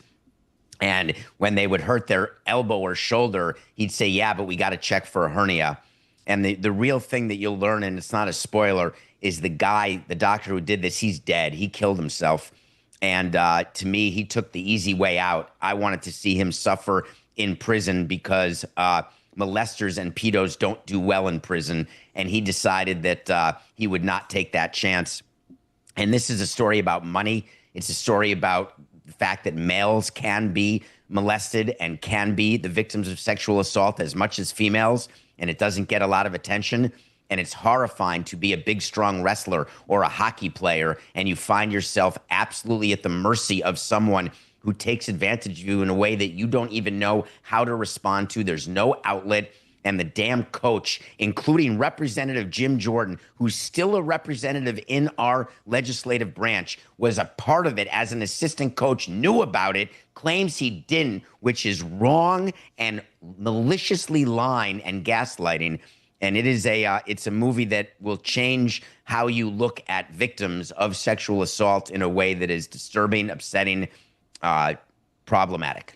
I have not read on about George Clooney and Jim Jordan, but the lack of leadership in there basically being a pipeline for abuse that is being funneled into a pedophile's office in the way, Stugotz, that you have athletes getting injured all the time around wrestling. So you're basically just sending prey to a predator for decades at Ohio State, and seeing it laid out this way. Go ahead. I'm sorry, David. You wanted to say something? I'm sorry, Dan. I didn't want the segment to end without telling you about a team doctor that we had with the Marlins that it turns out was doing unsavory things. A team doctor who examined me. I took physicals. Now, the team doctor in this story would shower with the athletes. Our team doctor did not do that. He was up in Jupiter, and what he did is he had a bunch of strange things in the drawers, like handcuffs and various things that sexual deviants would use, or people who have a more interesting life than I do. And it was never used on me. And when I found out about it after the fact, I was blown away in that I then was checking on older players. Like, did you know about this? Did you see this? So is there a chance that there are people in Ohio State who did not know what was going on? There is, but not the coaches and not the players around it and the executives at Ohio State, because it was brought to them and they ignored it. Okay. Nothing was ever brought to me during the course of my time with the Marlins about this doctor. So you volunteered. I'm sorry, I don't even know what to do with what it is that you just... Should we be asking more follow-ups? We should, yes. Well, that's one thing that I would do, but I also want to play Would You Attend Their Funeral? And so you want the joyful music. You used to be a journalist. I'm kind of stuck here. Yeah, I'm kind of stuck. Just but laid one up for you. I do have follow-up questions, though. Do that. Take me through the details of what handcuffs and what were in the clubhouse, because I didn't say the clubhouse. I said the doctor's office in the drawers where I was having my drawers around my ankle. But they were never used on me. Yeah, so you none mentioned, of these. okay, well, no one assumed it was used on you. No one I did. You, I'm just kidding. The other guy showered. Wait, but hold like on. That part you just threw that. That's in there. the other doctor. There's one question, one direct follow-up that we should be asking is: did you have any evidence that this doctor was making any of your players feel uncomfortable? No. Okay. We had no evidence at all. We were absolutely shocked, and that's why I told you I went back to players on our team and said, by the way, did this happen with you? Were you a part of this? And the answer was no. Not one player who was getting physicals or treated by this doctor ever saw any manifestation of these proclivities, whereas in Ohio State, there were issues all over the place. How'd you find out about the handcuffs?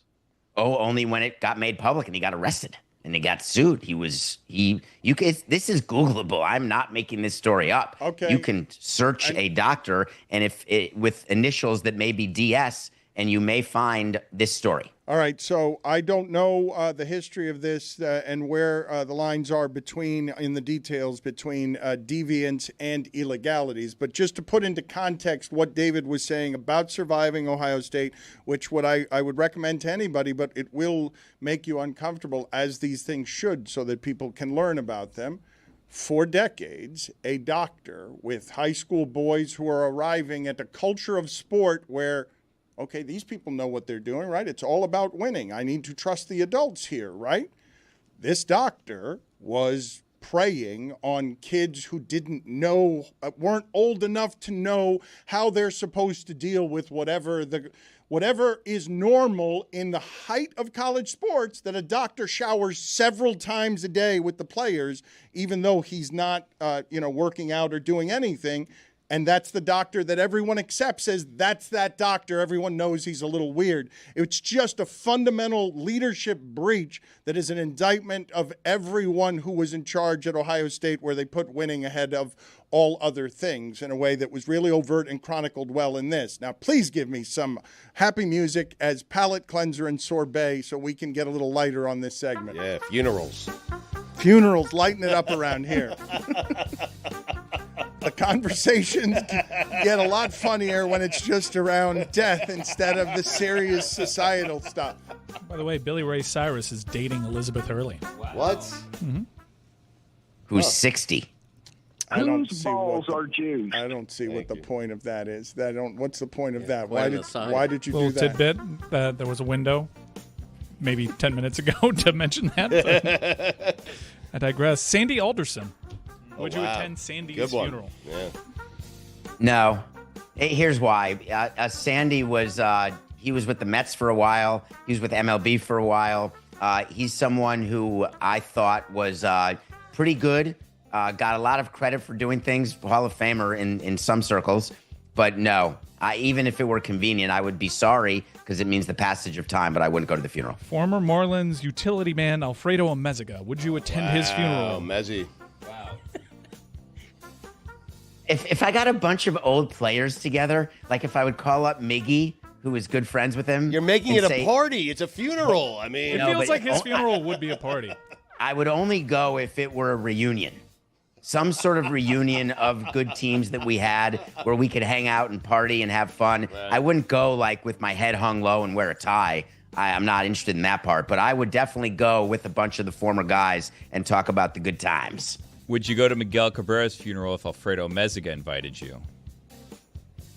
I wouldn't need an invitation from Amezaga to go to Miggy's funeral. But just to hang out with the guys, yeah. Yeah, so I wouldn't need it. So the reason why I need to hang out for Amezaga's funeral is he's sort of a fringe funeral, so I need an incentive. For Miggy, I don't need any incentive, though I wouldn't go to Venezuela. So let me actually say, depending on location for Miggy, I wouldn't put myself in jeopardy, but I would certainly go to the funeral in Florida. New twist on an old classic. Would Miguel Cabrera attend your funeral? I believe that he would send a fruit basket. There we go. That's nice. Wow. And you would send it to Detroit. Let's play Would You Attend David's Funeral? Greg, would you? Oh, wow. If I were invited, I think I might. Invited. You decide if you want to go or Be not. invited to a funeral. No, you don't. Invited. Show up. Wait pay a your minute. respects. What kind of answer was that? That's a man who's been slumbering and was not expecting the show to come into his direction. I was not, to be honest with you.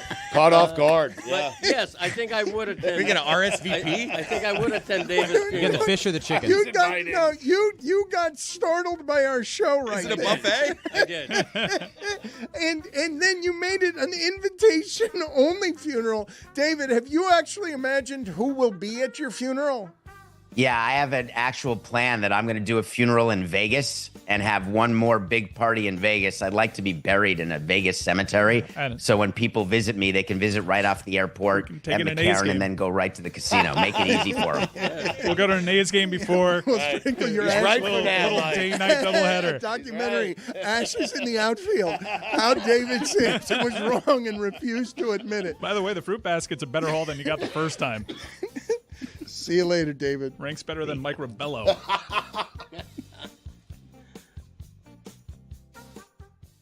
Ugh.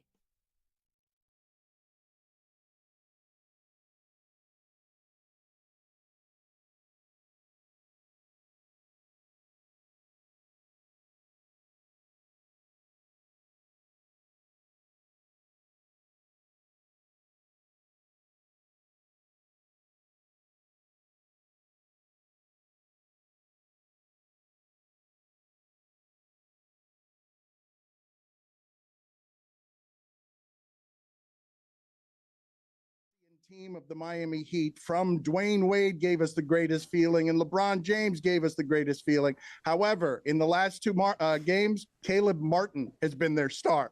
Caleb Martin has been their best player. Over the last few games, our Michael Jordan has been outplayed by Caleb Martin over the last half of the series. He should have been the MVP last night. Well, that's Reggie Miller's fault. He said it on the broadcast again and again. Why are you yelling? You don't even have lights on then. You don't even have the status to yell at me right now. Because Reggie Miller told us on the broadcast last night. Surprised the audio works there out of that studio. Good God. Goodness gracious. Man. Can you see me at all? No. It's a dark screen. Why am I holding these lights to my face? I can't. Making me sweat. He's been holding the phone to his face for 15 minutes. Dan, for 12 minutes you have been in the black and in the dark. You can't see me at all? No. The power's out in the building, Dan. This is great. I have no idea how we're connected to Dan Patrick, honestly. It's hot in here too. All right. Well, Sweating. now I'm here. Now you don't have any signal here coming. Oh my God, I feel bad for you. Middle Arc You've Media. fallen already. Hiring now. Yeah. Hiring now. As Hopefully- media falls apart all over the United How States. about technicians? Hiring technicians right now, a lighting director, something like that. You got to start with the basics. A good We're in foundation, Dan. A brand new studio. I'm sure it wasn't cheap, Dan. I'm sure it wasn't Oh, no. cheap. I saw the tour. I saw the tour of the studio. Looked great. Do you know how hard it is Oh, to God. pay rent and buy things in Miami right now? Do you know how expensive things are here? Stugotz, Greg Cody, and Dan Le Batard make up that powerhouse show, the Dan Le Batard Show with Stugotz. And you know what? You're onto something. A blackout show. You know, we see audiences do it. You've done it with a show. Congratulations, Dan. I'm deeply embarrassed. Rich Whittingham's last day. When you guys make big announcements, are you one that just likes to rip the Band-Aid off or really just drag this out? Like, if you had something really important to say in this segment, would you just say it right now? Or would you, like, let's have a segment, have a little conversation, and then What do you build mean up big to it? announcements? Like what kind of big announcements? I don't know. I'm just saying if hypothetically someone wanted to announce something in here. Announce like Whitty, what, if you though? wanted to announce something, would you just, like, are you rip the Band-Aid off kind of guy? I think I am. I don't like to drag things out. Get right to the point. Get right to the point. But why are you guys talking about big announcements? Because I just like to talk about life sometimes, and we all have big announcements to make sometimes. Right. You never and know. I just like to see. I like to go around the room, get a feel for how people like audience. How do you like? We're gonna give a little 10 seconds of silence here, so everyone in the audience can say how they handle big announcements. All right, so audience, when you have a big announcement, are you a rip the Band-Aid type, or do you, slow burn? Shh.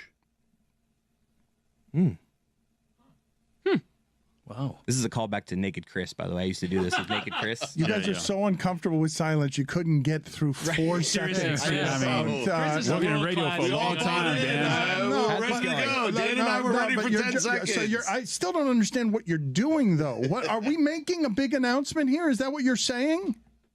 Yes, we are. But who's making it? Is Chris Cody making it? I mean, I am making a big announcement. Well, okay. I don't like to classify my own announcements as big or not big. Wait a minute. I'll leave that to you guys. I started this segment, and there's actually an announcement that needs to be made. What are the chances?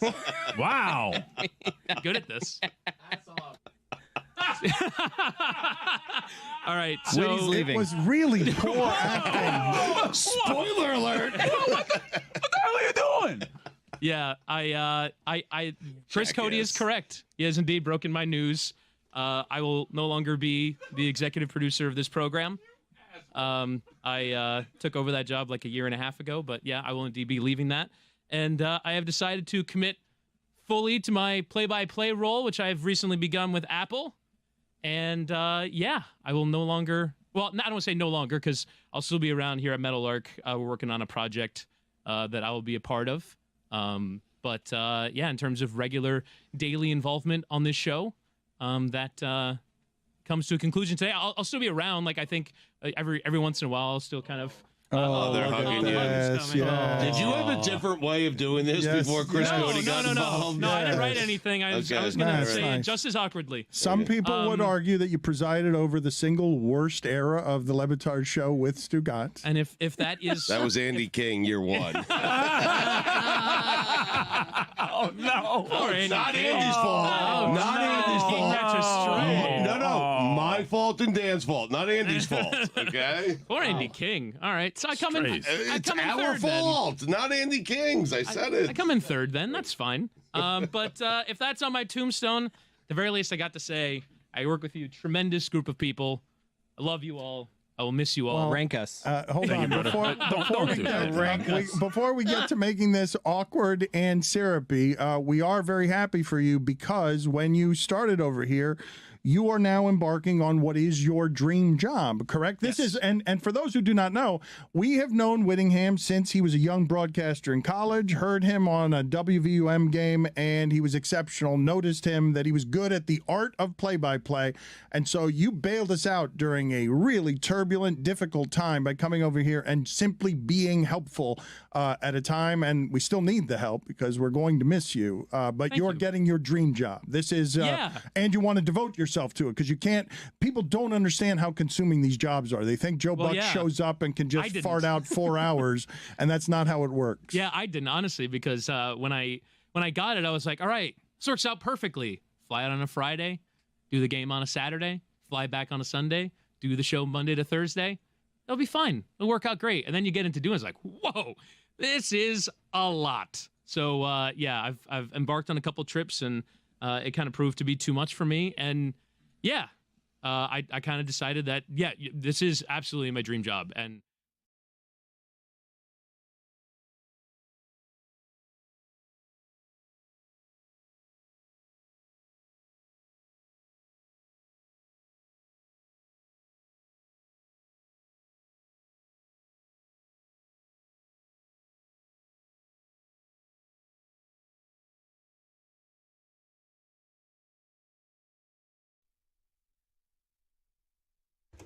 This episode is presented by DraftKings. DraftKings, the crown is yours. You guys have heard me talk as the media shakes all around us and starts to crumble about the ideas that that Greg Cody's show featuring Greg Cody with his son is a business, and God Bless Football and Stupidity are businesses, and Pablo Torre finds out is a business. And so I should tell you by way of promotion that Stugotz is doing God Bless Football more often and is trying to get a running start with pilots on being around 5 days a week on God Bless Football as he grows that. Why don't you tell the people, Stugotz, how it is they can get to where it is they need to get to in order to find all things Gotts on StuTube. You can also find Stupidity as well. We have a new episode that's out right now. We had Tim Legler on, so he was pretty interesting. You can go to youtube.com/@Stugotz790. That's where you go. He was pretty interesting. Classic. It's not much of a sale for Tim Legler, though. He was pretty interesting. Isn't that Stugotz salesmanship? I'm just letting you know that there's an episode out right now. We did 2 episodes yesterday. So we're doing Stupidity. We're trying to bring that back. It's doing very well. I appreciate everyone's support. We're doing that 3 to 4 times a week. We'll get to 5 times a week with God Bless Football once football rolls around. I tell you, when I hear that Tim Legler was pretty interesting. Who? Tim Legler. Legs. You do seem to be. Legs was great. slurring. Seems to be a tough one for him. You put like 6 or 7 L's in Legler. Yeah, I did. It sounds like you after 12 beers. Yeah, well, you don't know what's in here. You don't know what's in here. But no, when I hear that he's pretty interesting, it makes me want to listen. Thank you. I mean, what pretty interesting? That's big praise. He was pretty interesting. Yes. It's not like maximum sales. think. Listen, Stugotz is a great there's salesman. a ceiling with Tim Legler, and pretty interesting is the ceiling, and so he hit the ceiling. I was proud of Tim. I don't think that's the ceiling with Tim Legler. He's one of the best doing it. I think Tim Legler. He was great. But okay. I'm sorry. I'm sorry that I'm not. I like to undersell that. That's not usually you. That's not usually you. I know.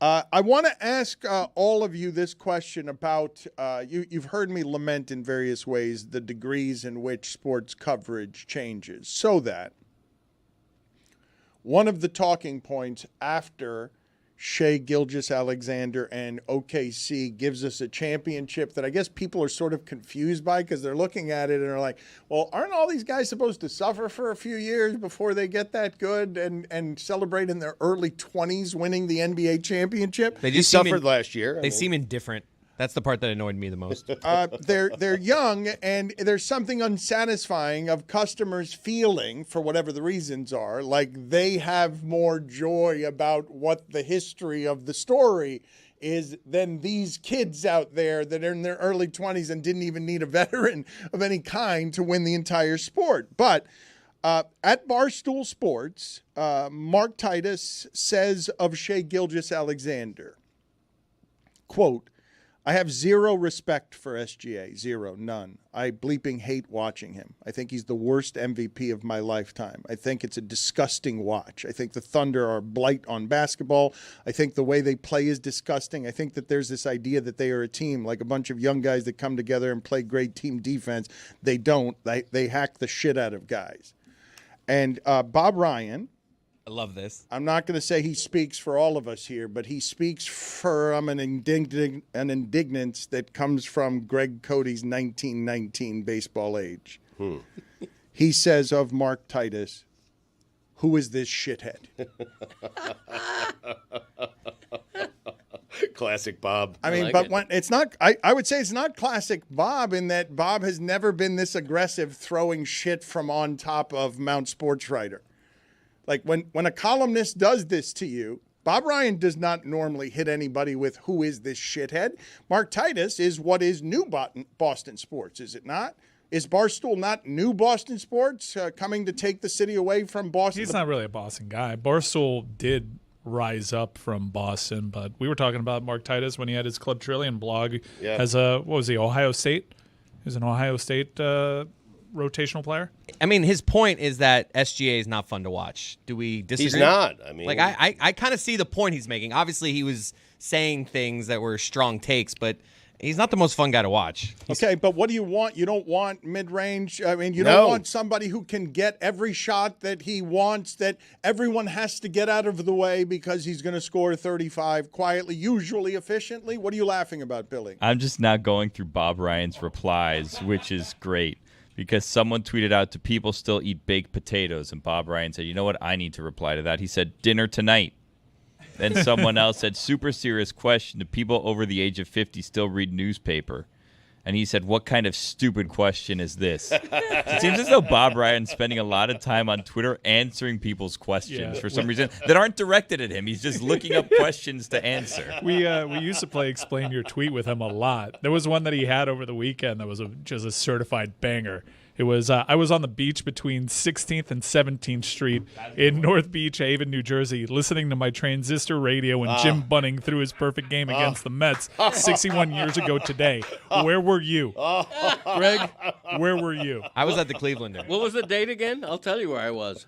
It was Jim Bunning's perfect game against the Mets 61 years ago. Greg, you can't do this. You've made up that you saw Wilt Chamberlain's game when famously there's no video of it. He saw it. I mean, you're just give him a chance. I mean, 1961. Well, I was 6 going on 7, so I don't have a vivid memory. Again, no, Bob, 61 years ago. Bob Ryan hitting you. Good chance you were home. I mean, Bob Ryan hitting you with "Who is this shithead?"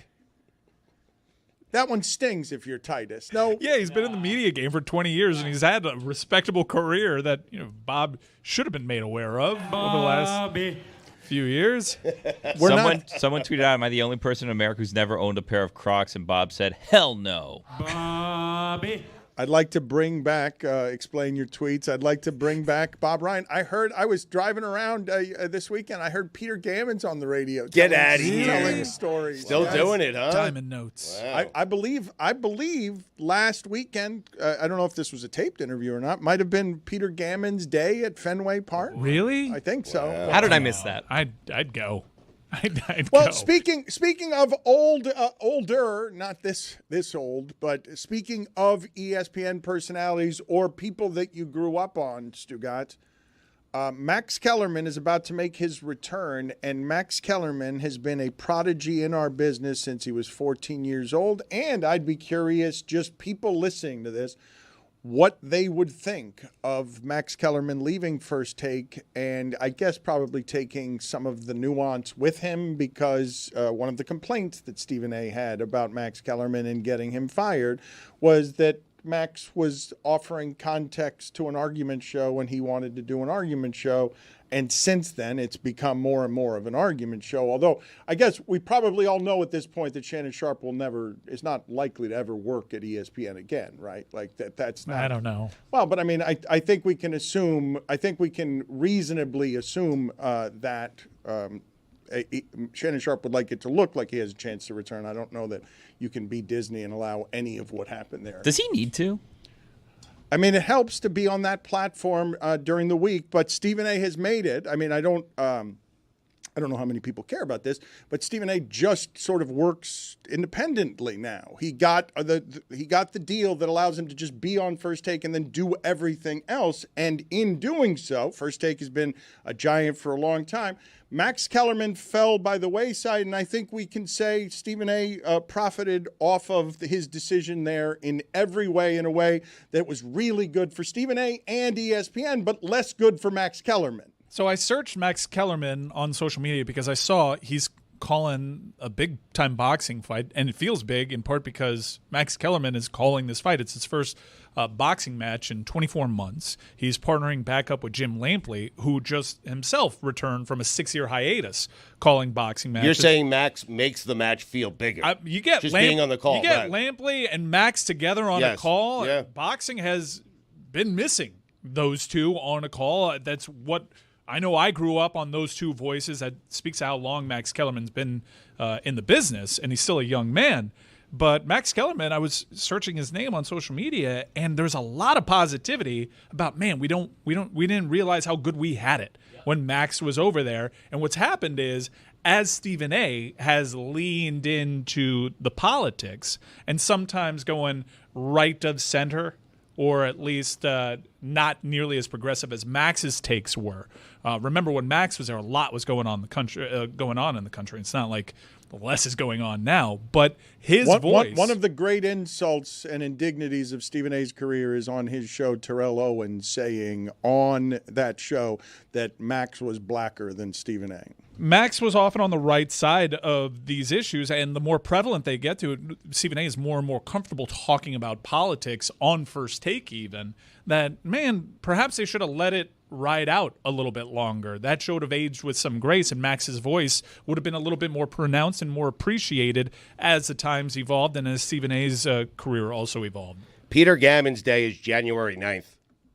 Was proclaimed in 2009, so just 16 years off on your take. Bob Ryan has defined himself as a Jersey guy in the questions, not a Boston guy. Wow. He replied to a question, do you like black coffee, no sugar, no cream? Bob Ryan has said, only way to go. Yeah. Then someone else tweeted, no one truly loves cauliflower, right? And he said, can't imagine. Put it on the poll, please, at Le Batard Show. Does anyone truly love cauliflower, yes or no? What do you think Max Kellerman's price would be? Because everyone has a price.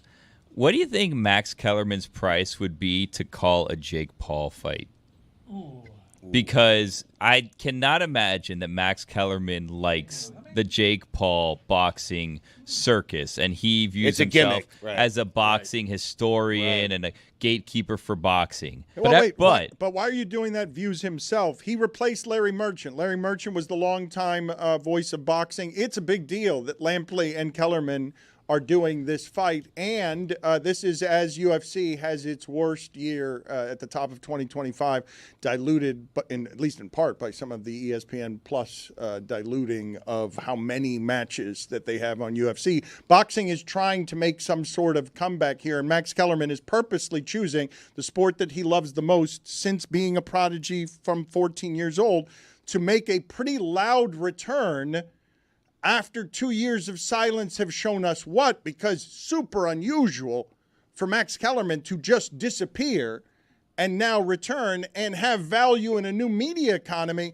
as somebody who sat out the last 2 years and comes back pristine after First Take becomes something else in his absence. So what do you think he would charge to do a fight? Everyone's got a number. So everyone has a number, but this is very much below him and what he stands for as a boxing broadcaster. So what do you imagine Max makes per fight? That's the question. I don't. Right. I wouldn't know. I think because of contracts, he never had the opportunity to call one of Jake's fights because of different broadcast rights and him being tethered to HBO at the time. I could see him doing it. When he was calling ESPN, they didn't have the Jake Paul fights. Every time that I looked up that he talked about Jake Paul, he didn't really poo-poo him, to borrow a phrase from earlier. He broke it down seriously and did toe the line that, you know, some of these cards are really good for the sport. They got good boxing cards there, especially the women's boxing game. So he has broken them down seriously. So I think You think he'd do it? I think he would. And look, this fight is being run by TKO, right? TKO has Logan Paul as a wrestler in WWE presently. There's all sorts of rumors of them partnering up with the Saudis and doing more of these boxing events, and Max Kellerman has been brought into the fold. So I imagine it's only a matter of time before he's calling one of these Paul brother fights. When I say Max Kellerman is a prodigy, I believe he was on New York cable television as a boxing analyst at 14. I believe he had a show at 14 years old, and that was his introduction to media, and he is extraordinary on boxing. It's his favorite sport. I believe Marcellus Wiley has called him a genius, and I do believe that that is so of Max Kellerman. And so it was interesting to watch the changes in First Take over the last 4 years, but also happy to see that Max is returning. And I would imagine with many opportunities. I would imagine that Max with freedom can now grab a number of different jobs that might be more fulfilling than what he was doing in his earlier life. I don't know what the contract language was. Remember, he got bought out of his contract, and he hasn't done anything really for 24 months, and it seemed as though he was satisfied sitting it out and seeing what the media landscape would be. And I do think that people learned to appreciate him more in his absence rather than him just moved on to the next thing and try to stay in the cycle. It's an interesting case study. He was 16 when that show started. That's a fine. Okay. Is it a fine? Do I deserve a fine? Yeah, 16. Yeah, two fines for Gavin's too. That's a big fine. I'm not a young man really, but I'm 39 years old. And Max Kellerman was one of the voices of boxing and known as a boxing historian when I was a little kid watching documentaries about boxing. And how old is Max? He's 51 years old. Yeah. It's crazy. It doesn't seem like Billy has any interest or enthusiasm for Max Kellerman's return. No. Well, he asked a question. No one answered it. Hold on a second. That's not a fair thing to say. He's asking what's his I'm number. not throwing a party. Hey, it's a Max Kellerman watch party because he's coming back after being gone for 2 years. I have no problem with Max. I'm just asking if he would do a Jake Paul fight. I agree with Billy. I mean, I'm not going to watch a boxing match because of who's calling it. I just am not that interested. Well, but you don't love boxing. I used to.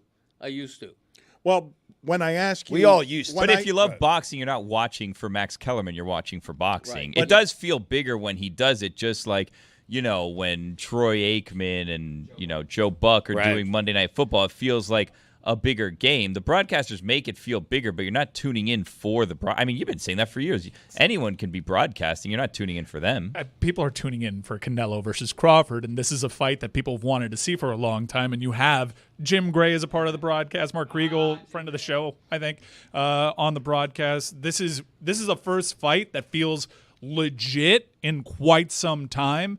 It's one that people have been wanting to see, and to have these voices from your past come back who were always on the big fights, give it more legitimacy when boxing has kind of become a celebrity circuit and it's been Saudi cards and it's been big and gaudy, and what can we make, what production can we put around this and make it feel bigger? It's been quite some time since people have been wanting to see just two guys, two pugilists go in a ring and fight it out. Those guys on the call certainly make it feel bigger. Greg, is there an announcer that you've actually gone out of your way to watch?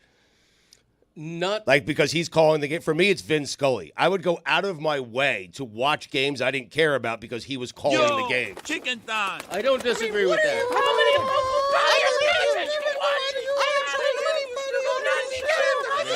I did. I'm backing you up. I'm not dissenting, chicken. I believe you. Yeah, actually, I believe you too. I believe you. MLB extra innings. Where the hell are you? What chickens? It's like how about chickens? I believe that's a There can't be a dissenting chickens. There are no dissenting chickens. I think you'd be shocked at the amount of people in our audience that had MLB extra innings that went to bed with a LA Dodgers late game and Vin Scully just doing his thing. By the way, huge update for Dan on Peter Gammon's Day. Turns out the city of Boston, Peter Gammon's Day, that was the one that was declared in 2009. But Peter Gammons did throw out the first pitch on June 15th, Red Sox against the Yankees, and it was declared by the Boston Red Sox themselves, Peter Gammon's Day. Right. So congratulations. He has 2 days? Yeah, journalism's day. One at Fenway and one with Boston? Yeah, that's right. That's a bit special much. guy. Greg, would you ever throw out a first pitch at a game when you're covering the team in the market? After I retire, maybe. We'd do it next. I did have a day in Fort Myers.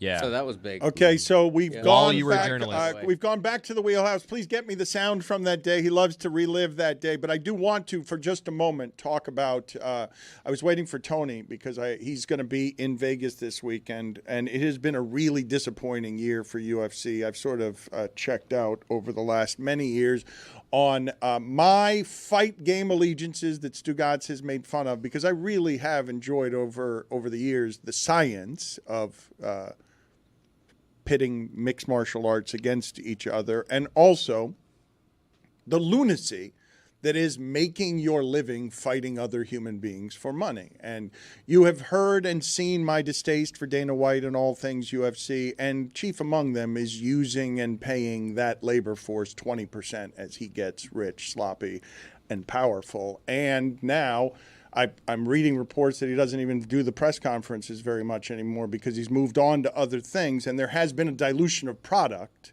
where ESPN Plus is asking you to pay for ESPN Plus, and then you got to pay for pay-per-view, and you still get commercials, and they're doing too many fights. So they get decent main events, but they've got a problem, right, where they just sell us O'Malley and build him up, and he's a fraud because they just need, and they're getting giving a Mexican fighter Rodriguez fights that he shouldn't have just because they've got to get product out there. And I've always loved boxing more, but this particular carnival is taken over, and now boxing has been taken over by the Paul brothers, where McGregor's top. UFC hasn't been the same since McGregor left.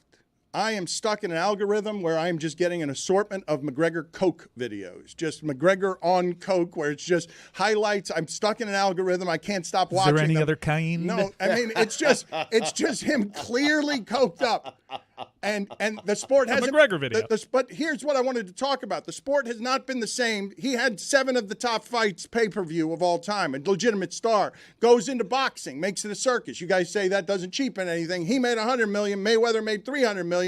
And somewhere the Pauls get rich and laugh. But the fight game, the arts, the people who love what the science of this is. The sweet science. It gets engulfed by the circus. But I didn't want to go as long as I have without mentioning the retirement of John Jones, one of the great athletes of my time and one of the great disappointments. I do not understand how a fighter of that magnitude, one of the best pound-for-pound people I've ever seen in the fight game, 50 years, how he would have the demons that he would have that would prevent him from, being remembered like George St. Pierre or Anderson Silva or whoever it is that you consider the best of all time. He retired so quietly while looking like he was ducking a heavyweight fight at the end of his career, and it was not the punctuation that a champion of that magnitude deserves, but his excellence is just marred by the amount of medicating that he was doing that made him reckless and specific to the fight game as an individual brand that has some demons. Because how do you think these people climb to the top of fighting other human beings for a living? There are going to be demons all around the disciplines. It could be posturing, though. Don't you believe? He's taken extended leaves of absence, and sometimes it's because of suspensions. He has publicly been posturing for a mega fight inside of the UFC. It could be a part of that. To your earlier point, there is a bit of a dip in stars. They were running and they were building guys up, guys like Izzy Adesanya, but then they kind of fall off. We saw it recently. Sean O'Malley was thought to be a star. He kind of falls off. Right now, Topuria, the guys aren't really. Pereira is probably the biggest star of that bunch in terms of title holders right now. They're trying to build guys up successfully, I think, with Paddy the Batty. That's someone you should keep your eye on. No, they did it successfully, but it was bogus, and they do have a problem. I don't want to bury It's not this. being bogus with Paddy the Batty. Like, I'm done doing that narrative. He's proved his bona fides, and he's proved to be legit, and now I think he's certainly worthy of it. But I get, like, the skepticism. I was there, too, with the hype machine around him. But this happens to the UFC. They have a lot of stars leave or retire or fall off, and they have to build back up. And I think what's happening right now is one of those build back up phases. Isn't it skeptical when any fighter or boxer who's aging says he's retiring? Yes, but he's 37.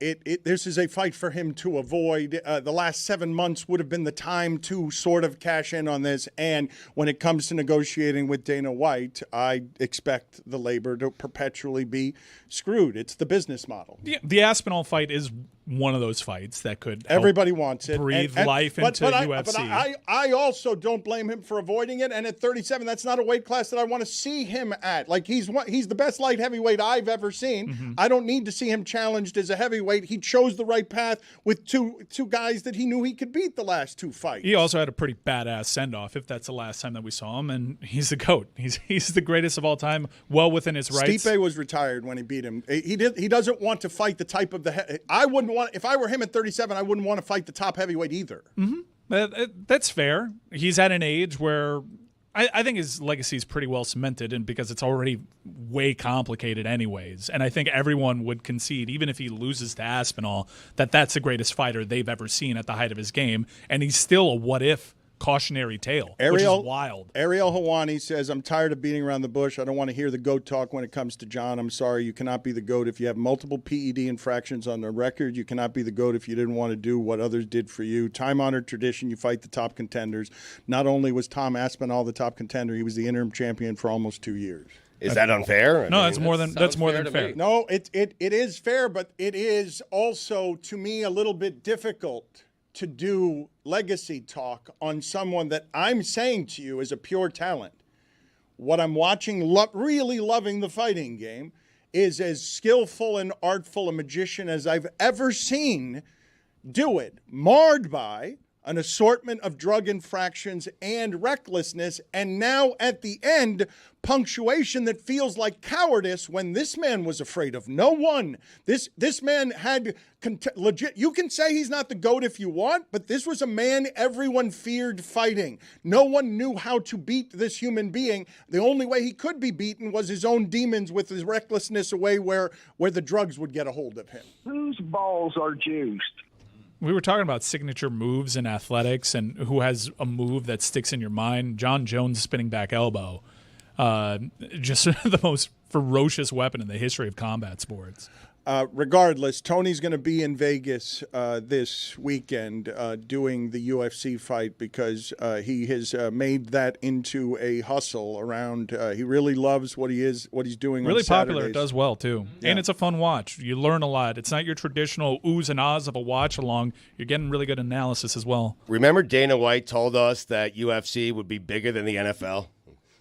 I said it would be the biggest sport in the world, and internationally, it's a giant. Look, I know everyone listening to this knows what my problems are politically and otherwise with the UFC. Dana White is a bully. It's been a bummer to see him rise to power on a carnival barker crusade where he's got a monopoly, and what gets chewed up is the athlete because it's no unions, and you got champions like living in the car and stuff. I don't think I'm that's probably an oversell, and I shouldn't say it that way if I don't have it on me, but there are just details on how it is even these champions have to work because the pay's not good enough. This is a brutal way to make a living, Stugotz. We lose sight of it, right? When you get all the pay-per-view and what you're throwing into the machine, more fights than ever, is a diluted product, and it's all meat. It's go fight each other and injure each other. You're fighting for money. It's caged, barbaric spectacle, and I've always loved the bravery and people willing to do that in front of others when it's just them, no teammates, and you're fighting your fear in front of people. It's gladiator shit. Can I throw a theory at you? When is the UFC media rights deal up? Expires at the end of the year.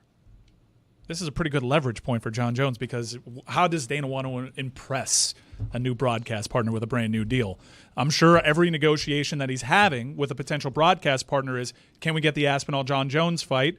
If you're Jon Jones, now's a perfect time to pull this move and say, I'm done forever, because it maximizes your own leverage as UFC is negotiating, possibly invoking your own name in these broadcast Do you rights know deals. how crazy it has to make the fighters in UFC to see McGregor make $100 million over there, to see Ngannou make more than he ever made in his fighting career in UFC? Boxing spectacle, go get the pay-per-view money. It's been jarring to see the business jostled like that on both fronts.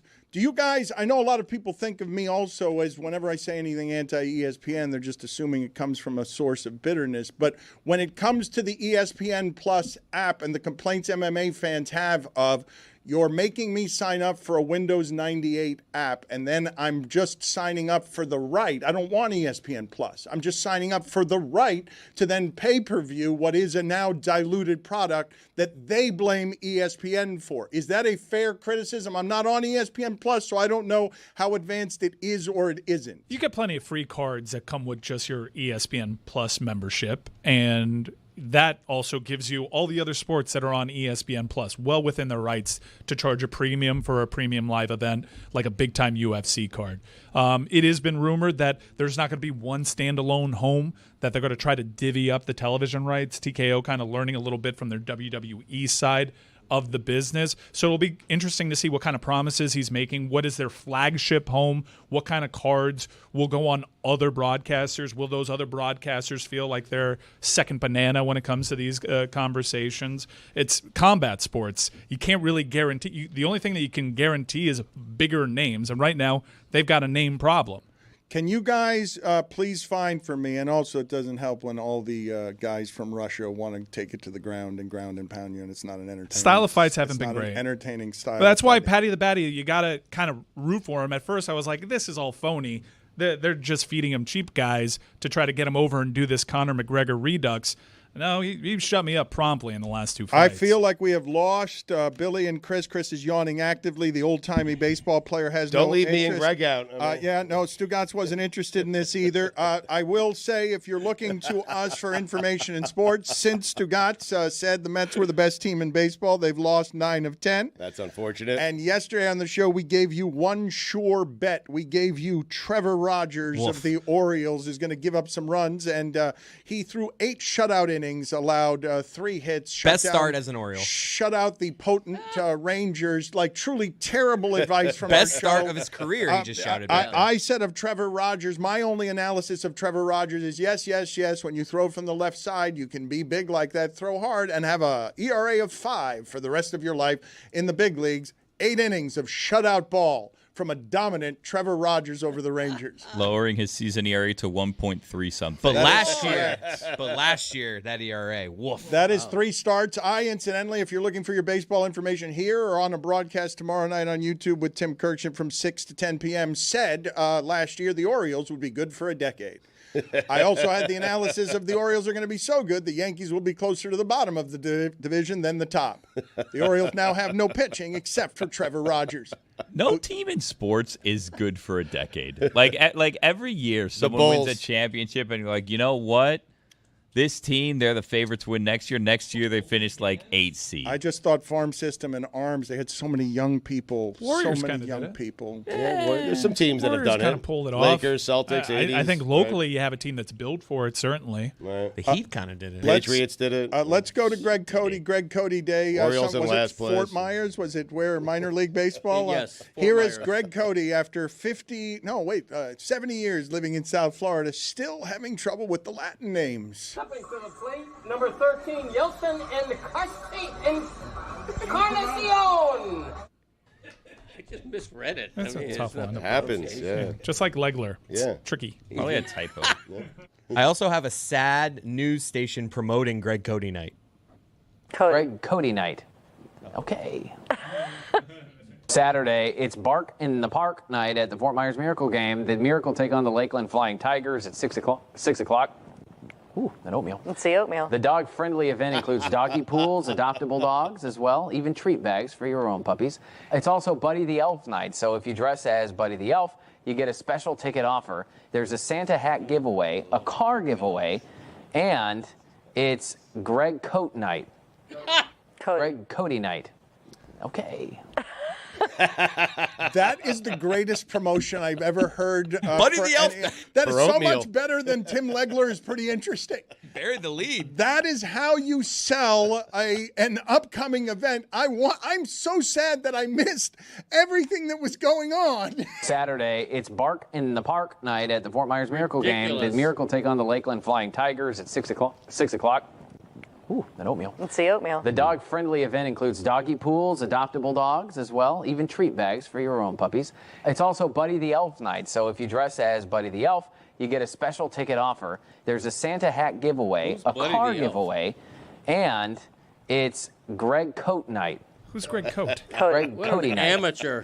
Okay. You should retire that guy. Greg, can you just lay out for a second so we can get the full comedy of the local broadcast instead of just barreling in chest first? I mean, we'd already played it 3 times. You don't know who Buddy the Elf is? From Elf, the movie with Will Ferrell. No. It came out Buddy after the Swing Elf. Vote. What's your favorite color? All right. that's Did him. you just Okay. criticize that guy's broadcasting? Yes. As you Stepping to should. the plate, number 13, Yeltsin and Encarnacion.